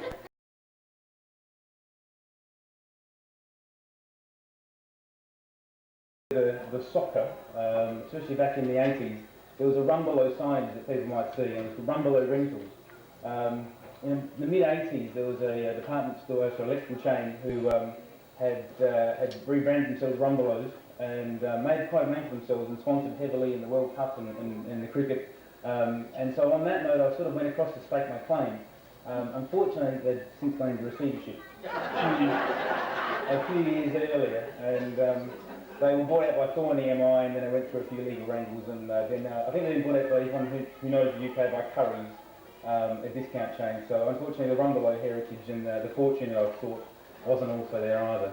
But they do get a mention quite a bit in the work of Ben Elton, some of the young ones, and another show called Bottom, which is very, very classic. And they talk about the Rumbelows coming to reclaim the fridge. So, and in some stage in 2000, through the internet, met up with another Matt, who emailed me, and for those who don't know what it is, just ask your grandchildren. But he emailed me and said, "I'm a Matt, how are you?" And I thought, oh, this must be one of these weird email things that you hear about. And I said, "I'm okay, and why are you emailing me?" He said, "Oh, sorry, my name's Matt Rumbelows." I said, "Oh, well, that's different." So we started a friendship, and I stayed with him for most of last year in Greenwich, and visited a few places of significance for Rumbelows family, and caught up with his uncle, who was the Jack the Ripper expert, for those of you into all that sort of gore, if you haven't had enough from John Ford's introduction speech, and also his father, who was in Midlands of England, who also wishes his best to us. So it's been fantastic to be able to use the name. Australian people generally, when they travel, will use any excuse to stay with people, and I've got a very good one when I go and stay with the Rumbelows, so it's been fantastic. I can appreciate it. So yeah, no, it's no longer there for anyone who's looking for it. I'd like to take this opportunity, and I'm sure it's going to be done already, but to thank Peter, especially for his involvement for tonight, and Mary and Leslie, who have been instrumental in putting the information together. Certainly made my job much easier. And I must say, at the end of the day, very enjoyable to put it all together, and to look back on the old mailing diaries and to see what we've come up with today, and get everyone together on an occasion like this has been fantastic. So certainly from the Rumbelows that I know of, from both the UK and America and abroad, who have emailed me through the website, we've got a fantastic ability to pull people together and share a unique, for our family in any case, unique occasion to come together like this, and especially given that I think at this stage we've done it every 50 years or so. So if the next one, if anyone is around, hopefully the young ones who want to take it on, because I think Pete and I won't be involved at this point. Let's look forward to the next 50 years, and certainly, again, from the overseas Rumbelows, congratulations for coming together, and good luck for the future, and thanks very much.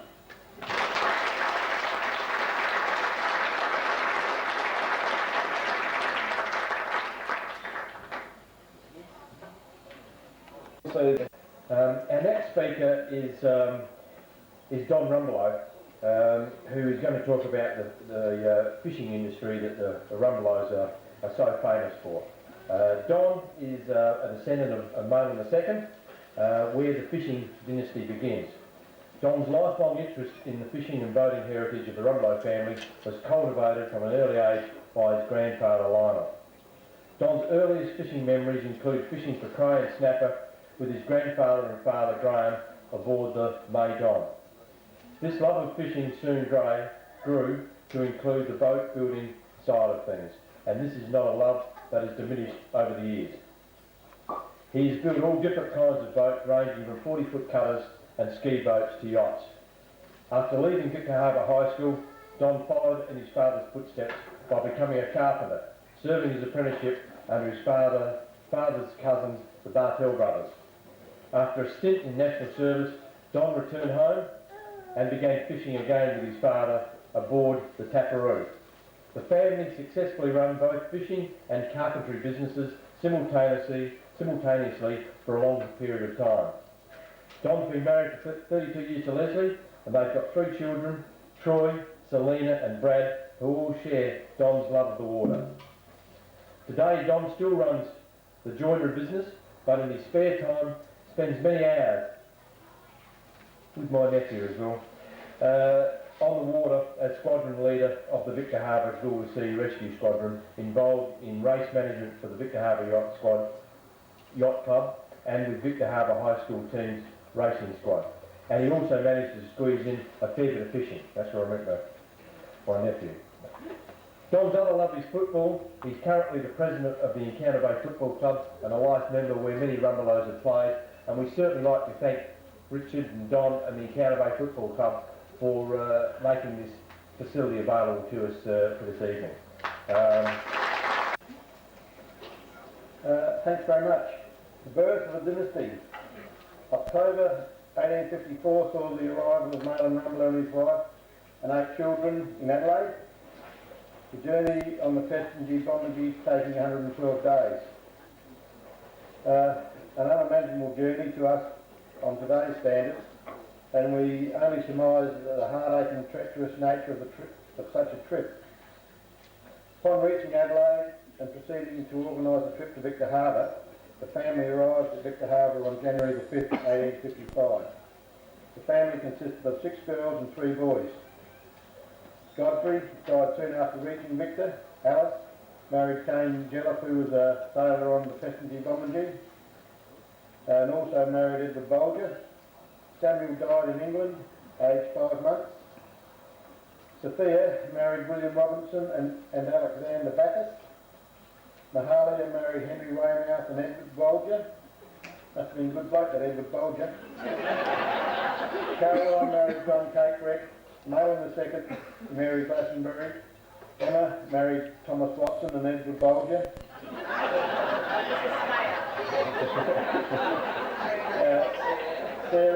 Sarah married William Watson. And 2 more children were born to the couple in Victor Harbour. David, born in 1855 and died in 1859, and Hannah, born February 1858 and died in March 1862. This left Malin II to carry on the family name and become a pioneer in the fishing industry in South Australia and create a dynasty that has been well known and respected ever since. Before the start of the involvement in fishing, Alice and her husband Cain Jelliff, along with Carolyn and her husband John Cakered, travelled to Bendigo and worked in the goldfields for a while. It was Alice who decided the harsh conditions in the goldfields were not the best place for her younger sister, and they travelled back to Victor Harbour. In 1863, Malin II married Mary Glastonbury, a South Australian girl from Hope Valley.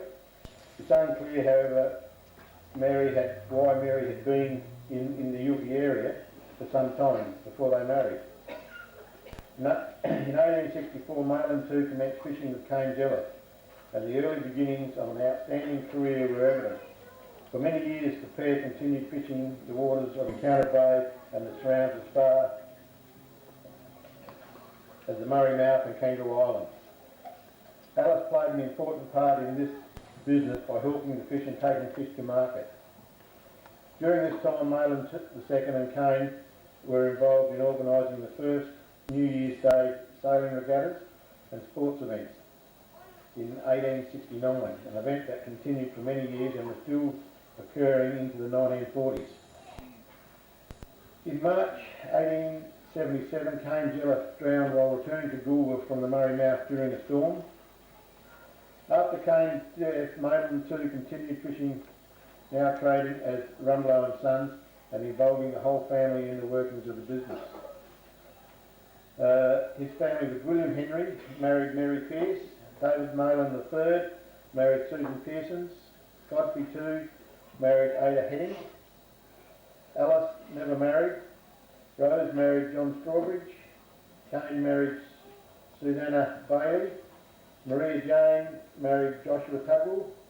Samuel died in 1886, aged 5, and Grace married David Bucks. Malin II was one of the pioneers of the rock lobster fishery in South Australia, and his son Henry, Malin III, Godfrey and Cain all played significant parts in catching and sale of fish and crays. Henry and Malin III and Cain all excelled as fishermen and developed great sailing and boating skills. They were all regarded as great sailors and won many races in their fishing cutters. As would be expected, there were many stories told of their feats and their reputations grew. Once during a state election, they were contracted to cart the ballot boxes from Kangaroo Island to Port Adelaide for the counting, an unusual contract of today's standards, and then normally it should have been a simple task. However, as luck would be, the weather was pretty stormy, and Henry had to walk miles through the rain and mud to collect the boxes once he got onto the island, and he'd returned to his dinghy. The storm had intensified. Rowing out to the cutter, there was a real danger the dinghy would be bashed against the Rambler or overturned in the rough seas.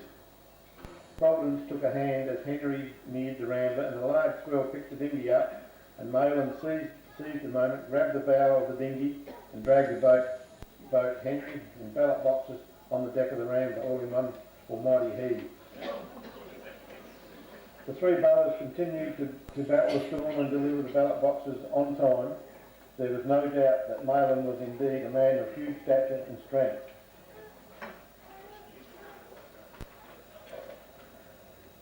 Tales of huge hauls of mullet in the vicinity of 250 and 300 dozen were not uncommon, and battles with big sharks were also seemingly common occurrence. On one occasion when Henry and Godfrey were trying to land a huge haul of mullet, Godfrey was standing on a rock in shallow water when he noticed a large shark heading straight for him. Hearing his brothers call, Henry positioned their flatty between the shark and Godfrey, and with strength and agility enabling Godfrey to lunge into the boat, narrowly missing the jaws of the big shark. This story, although related for many years ago, is still relevant today, with a very similar occurrence happening to myself and younger brother Mount.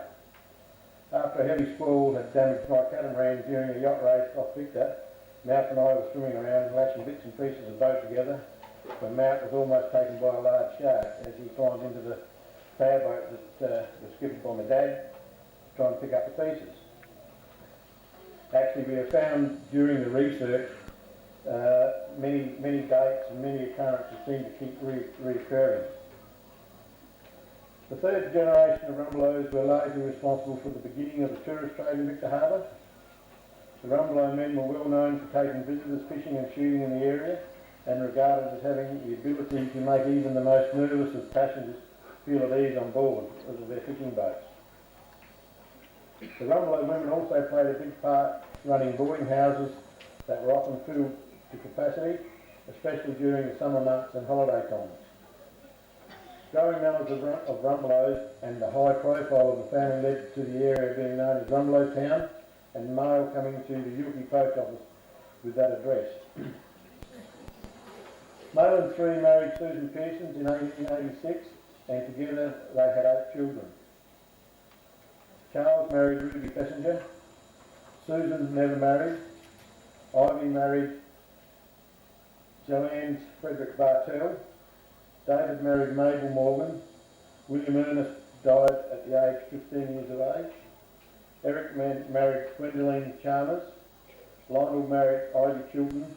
And Stanley Mayland IV, commonly known as Wayne, married Gwyneth Hughes. Mayland III died while fishing at the outer grounds pulling in snapper, just 10 days after Wayne was born. It is said his father Mayland II, who had been suffering from failing health for some time, didn't recover from the shock. And the loss of his son also passed away just 3 months later. 5 of the sons of Mayland III went on to become fishermen. After the death of Mayland III, Cain and Henry continued fishing, though it was not long before Henry left Encounter Bay to take up farming at Narun. June of 1907 saw the business of M. Rumbelow and Sons dissolve. Cain kept fishing on the Swallow and later was joined by his son Hubert, known as Hugh. The Swallow was renowned as a very fast sailing vessel and was known to have made a trip from the Bluff to the outer harbour in almost unbelievable time of 7 hours and 10 minutes. On this trip, Cain and Hugh were accompanied by Jack Thesiger, and it was said that they hardly dared to move from the cockpit for fear of being washed overboard. This trip that used to take Dad and myself on the Taparoo about 11 hours, and we had power, not sails. So it was a pretty quick trip. Mayland III's eldest son Charles started a fishing business with his mother Susan, and his brothers David, Eric, Lionel and Wayne grew old enough that they also joined him. Henry and his son Walter fished in Lake Alexandrina, and the Coorong until they returned to York in 1924. On the 23rd of December 1932, the double tragedy of the drowning of both Walter and David occurred off Waitfinger Beach. Walter's son Lester had become a fisherman also and fished the waters of Encounter Bay before he too headed down to the Coorong to continue fishing until almost to his death. After the tragic death of their brother, cousins Lionel and Ween continued fishing, Lionel in the larger cutters and Ween working in the inshore waters of Encounter Bay. In another incident, Lionel avoided drowning while snooping at the outer grounds. He was fishing by himself on the Ivy when the under sail and the boom hit him and knocked him over the side. Watching his boat sail away from him must have been an eerie feeling, and yet seeing her round up into the wind and sail back to him in a large arc, passed close enough to him to grab a piece of rope that was over the stern and pull himself back on deck. Lionel eventually sold the Ivy to Bill Shannon of Sevenard, and in an uncanny turn of circumstances, the exact same thing happened to Bill. The Ivy, however, didn't fare so well, and after Bill brought it back to Sevenard and left it tied to the jetty one night in a blow, and it was wrecked under the Sevenard jetty, which really didn't deserve that sort of fate. Lionel's son Graham was the next in line, and he too joined his father in the business of fishing. However, before Dad was allowed to become a full-time fisherman, Grandpa had made him learn a trade. So Dad went on and became a carpenter. It was these skills that enabled him to become a very good boat builder. He built many boats. With the maid on being built for Lionel and himself to work together. Graham went on to build the 40-foot grating in the backyard at Bay Road and to form a partnership with his cousin Lynn Shannon, a successful union that lasted for many years. Graham finally left the business to buy a bigger boat, the Taparoo, to enable me to join him in the fishing business. Well done, John. I think that's a significant summary of a family that's been committed to the sea and certainly the fishing industry in this area. And I guess it's the one bond that all of us have had with that link. So thanks very much, John. That was beautifully delivered. Moving on, we've only got one or two segments to go. And for this segment, I'd like to invite Peter Rumbelows to come forward. Peter has had an integral part of tonight, as we all know, over many years. He was born at Victor Harbour, joined the Savings Bank of South Australia in 1953. He retired in 1991 as Chief Manager Property for the State Bank of South Australia after being the owner's representative responsible for the erection of Adelaide's tallest building, now Santos House. Peter played football for Nord in the late 50s and swam competitively at state level. We do share a bond with Nord, Peter, and I'm pleased to see you as well. In January of this year, Peter was awarded the Australian Day Citizen Award for the City of Campbelltown for his community involvements. He is chairman of the committees that organise this celebration and also jointly responsible for the creation of the book. Peter will now have a chat with Mary George and Leslie Avery about the creation of the book on the 5 generations descending from Male and Alice Rumbelows. Thanks very much, Glenn. This is the sort of the book launch part of the night, and I'd like to talk to the two ladies who did most of the work to give us the information that's in that book, and I hope that you enjoyed reading it as much as we enjoyed creating it. First of all, Mary, you've collected an enormous volume of data on the family over the years. How did you get started?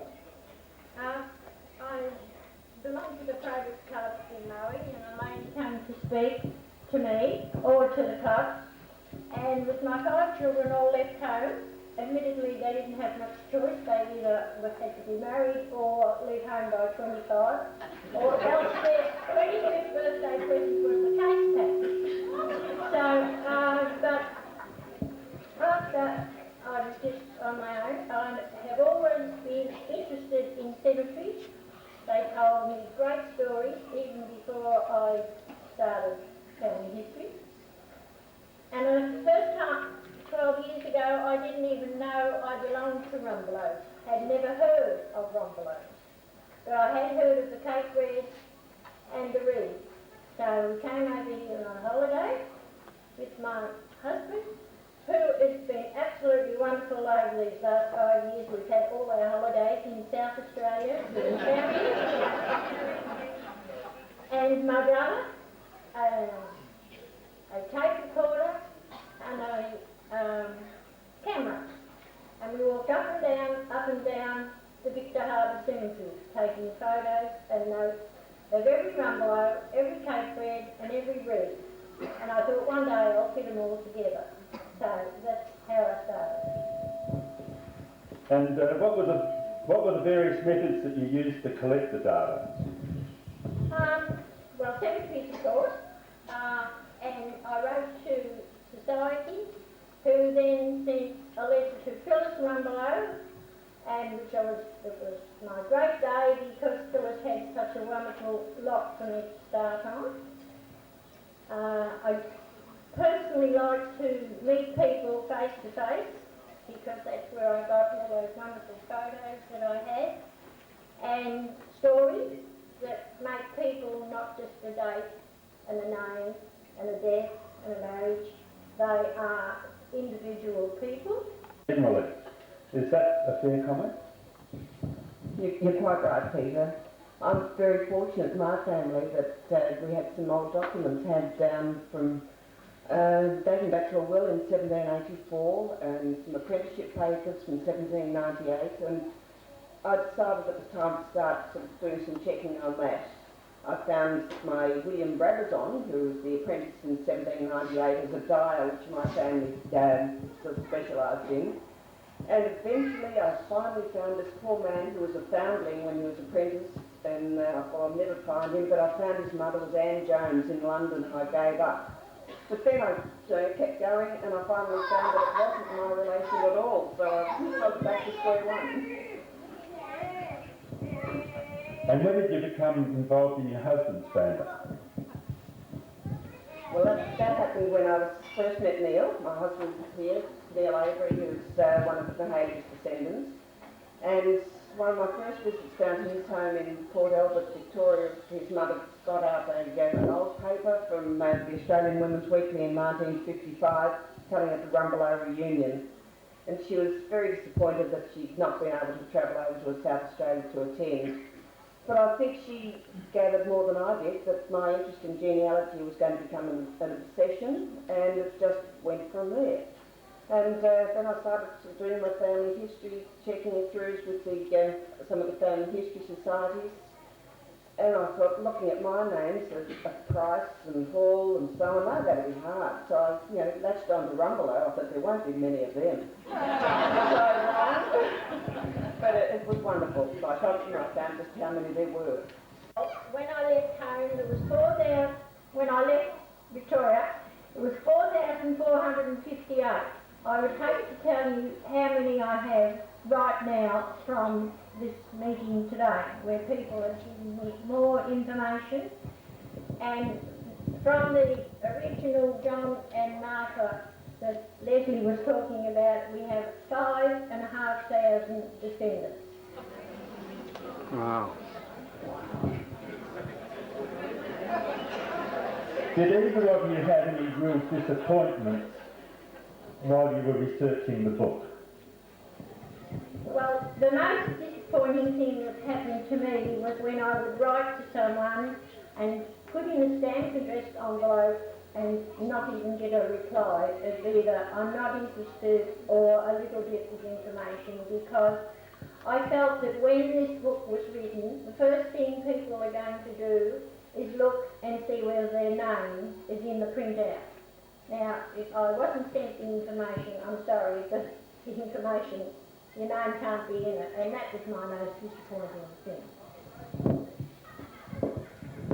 I think I've sort of gone along the same lines with Mary then, of some that didn't express the wish to be in the book, and I think perhaps that might be right for them, but I do sort of worry a little bit for their children, who I think would like to come back later on and maybe find their parents, etc. there.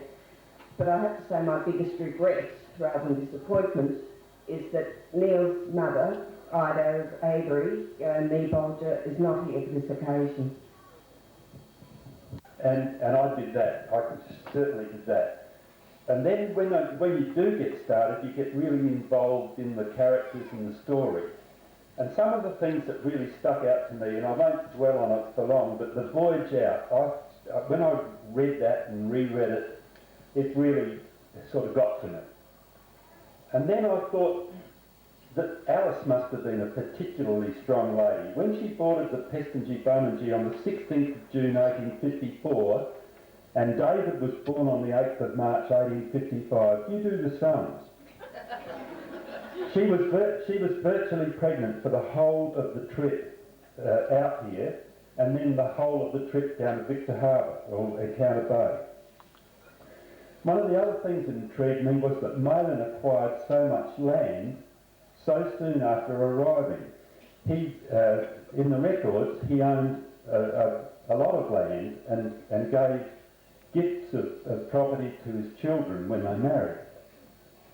I've been amazed at the tragedies, the loss of children. Now, Sophia's daughter was burnt in a house fire in tragic circumstances, and when you read the story of that, it gets to you. But the one that really got to me was Bert and Carolyn Warland. They had 4 tragedies amongst their children. They had a 5-year-old son who fell into a boiling cotter, and 3 of their other children died at the age of 23, 2 from appendicitis. And the fact that, and Alice herself, she lost 3 children soon after arriving in Encounter Bay. The other thing that's been mentioned and will be mentioned again tomorrow are the drownings and the deaths at sea. The number of people who volunteered in the services and made me very proud, as did the details of the awards for bravery. I'd like to just mention Edward Robert Bolger I.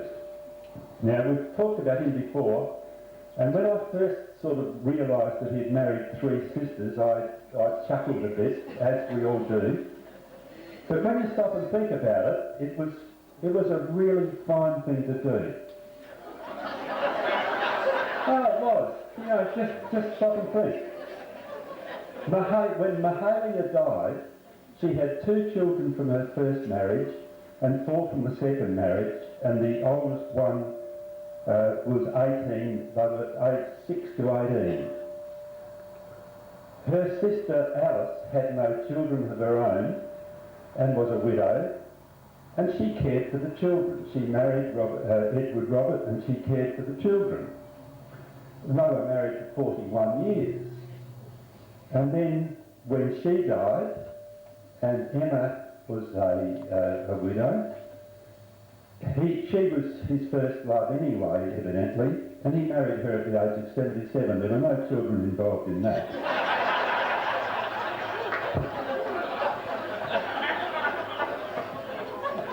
I think he was a very thoughtful gentleman. Now, as far as the book's concerned, there will be omissions and mistakes. I'm sorry. Not all are our fault. We could only record what we were told, and Mary busted a gut to get in touch with everybody, and she posted hundreds of letters. So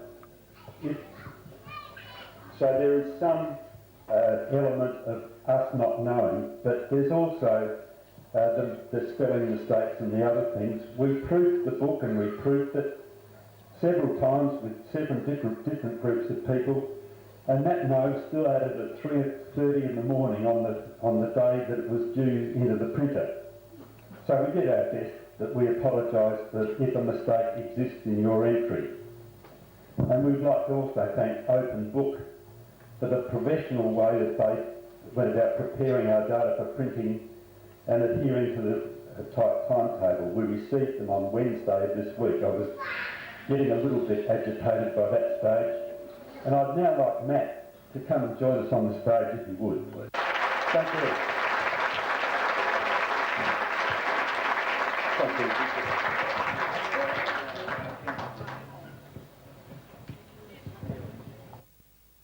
We're almost there. We do have some thank yous to make in really assisting this function and this whole weekend. Firstly, Peter Rumbelows, who's been an absolute tower of strength and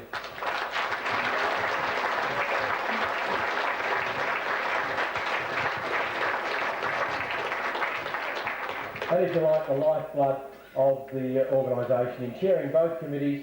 I dare say, I hate to count up the hours that he's put into it. His life will probably get back to normality after this week.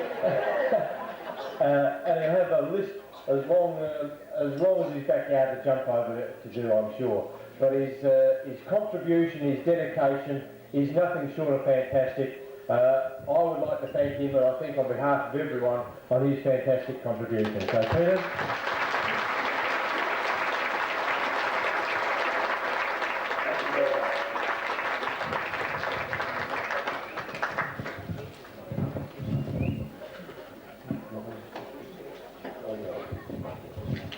Thank you very much, Ben, and thank you for responding to that. I, of course, was served by some committees, and I'd like to just make small presentations to the people who helped with the organisation of the event and everything else that's gone along with it. Their names will be familiar to most of you, but Mary George, could you please come forward?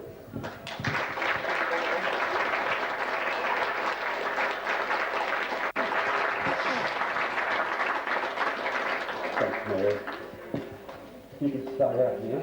Thank you. Just stay out here in front. We'll give you a test first, Dr.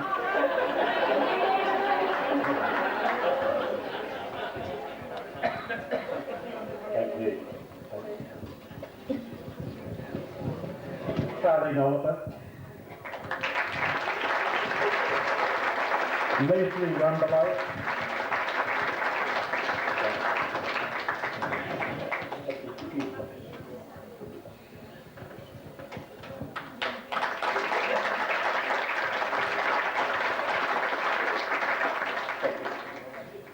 Jen Rumbelows and Phyllis Rumbelows.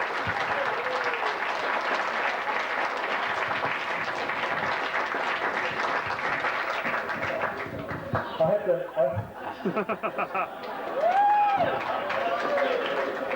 have to thank Jen particularly because she really suffered through this ordeal quite considerably. Phyllis, you don't have to kiss me, dear, but you can.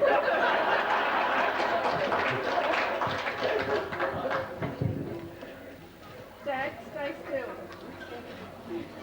Stay there with your windows. We've got three fellas coming out now. Don Rumbelows, Matt Rumbelows and Lindsay Watson, if you could join us, please.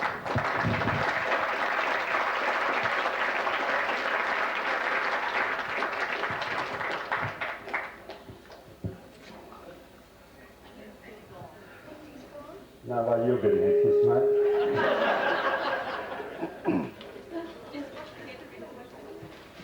Thank you. And has Lindsay gone home to bed, has he? This is the group that did the work that put this on for you, so please give them all a round of applause.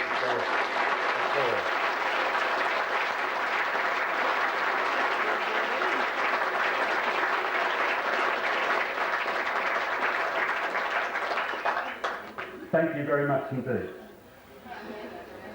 I've just got a couple of housekeeping items to announce.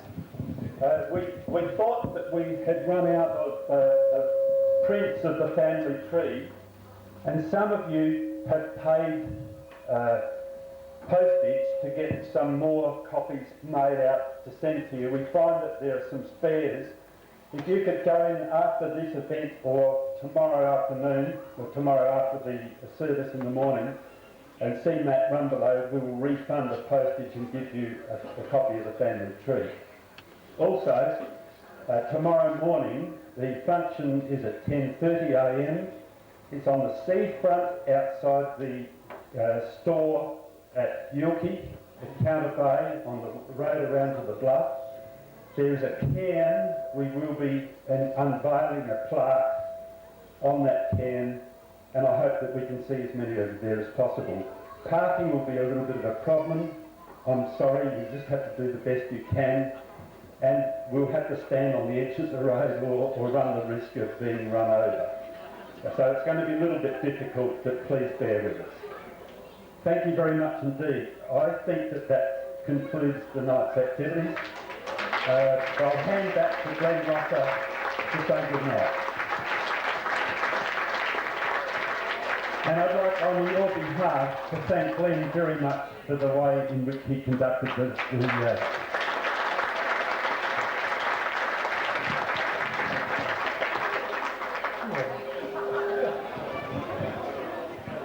Thank you and well done to all those. Well, it's been a fantastic night, an absolute pleasure to be here.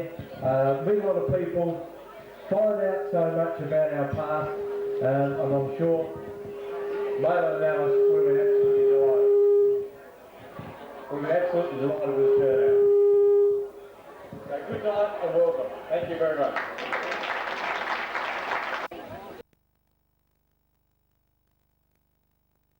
Which one are we looking at? I'll look at mine. Stay still for a minute. Lewis Lewis. What did I do? opened his coat. Do I just take another one on top of it or whatever? Yeah. Just smile. Just keep smiling.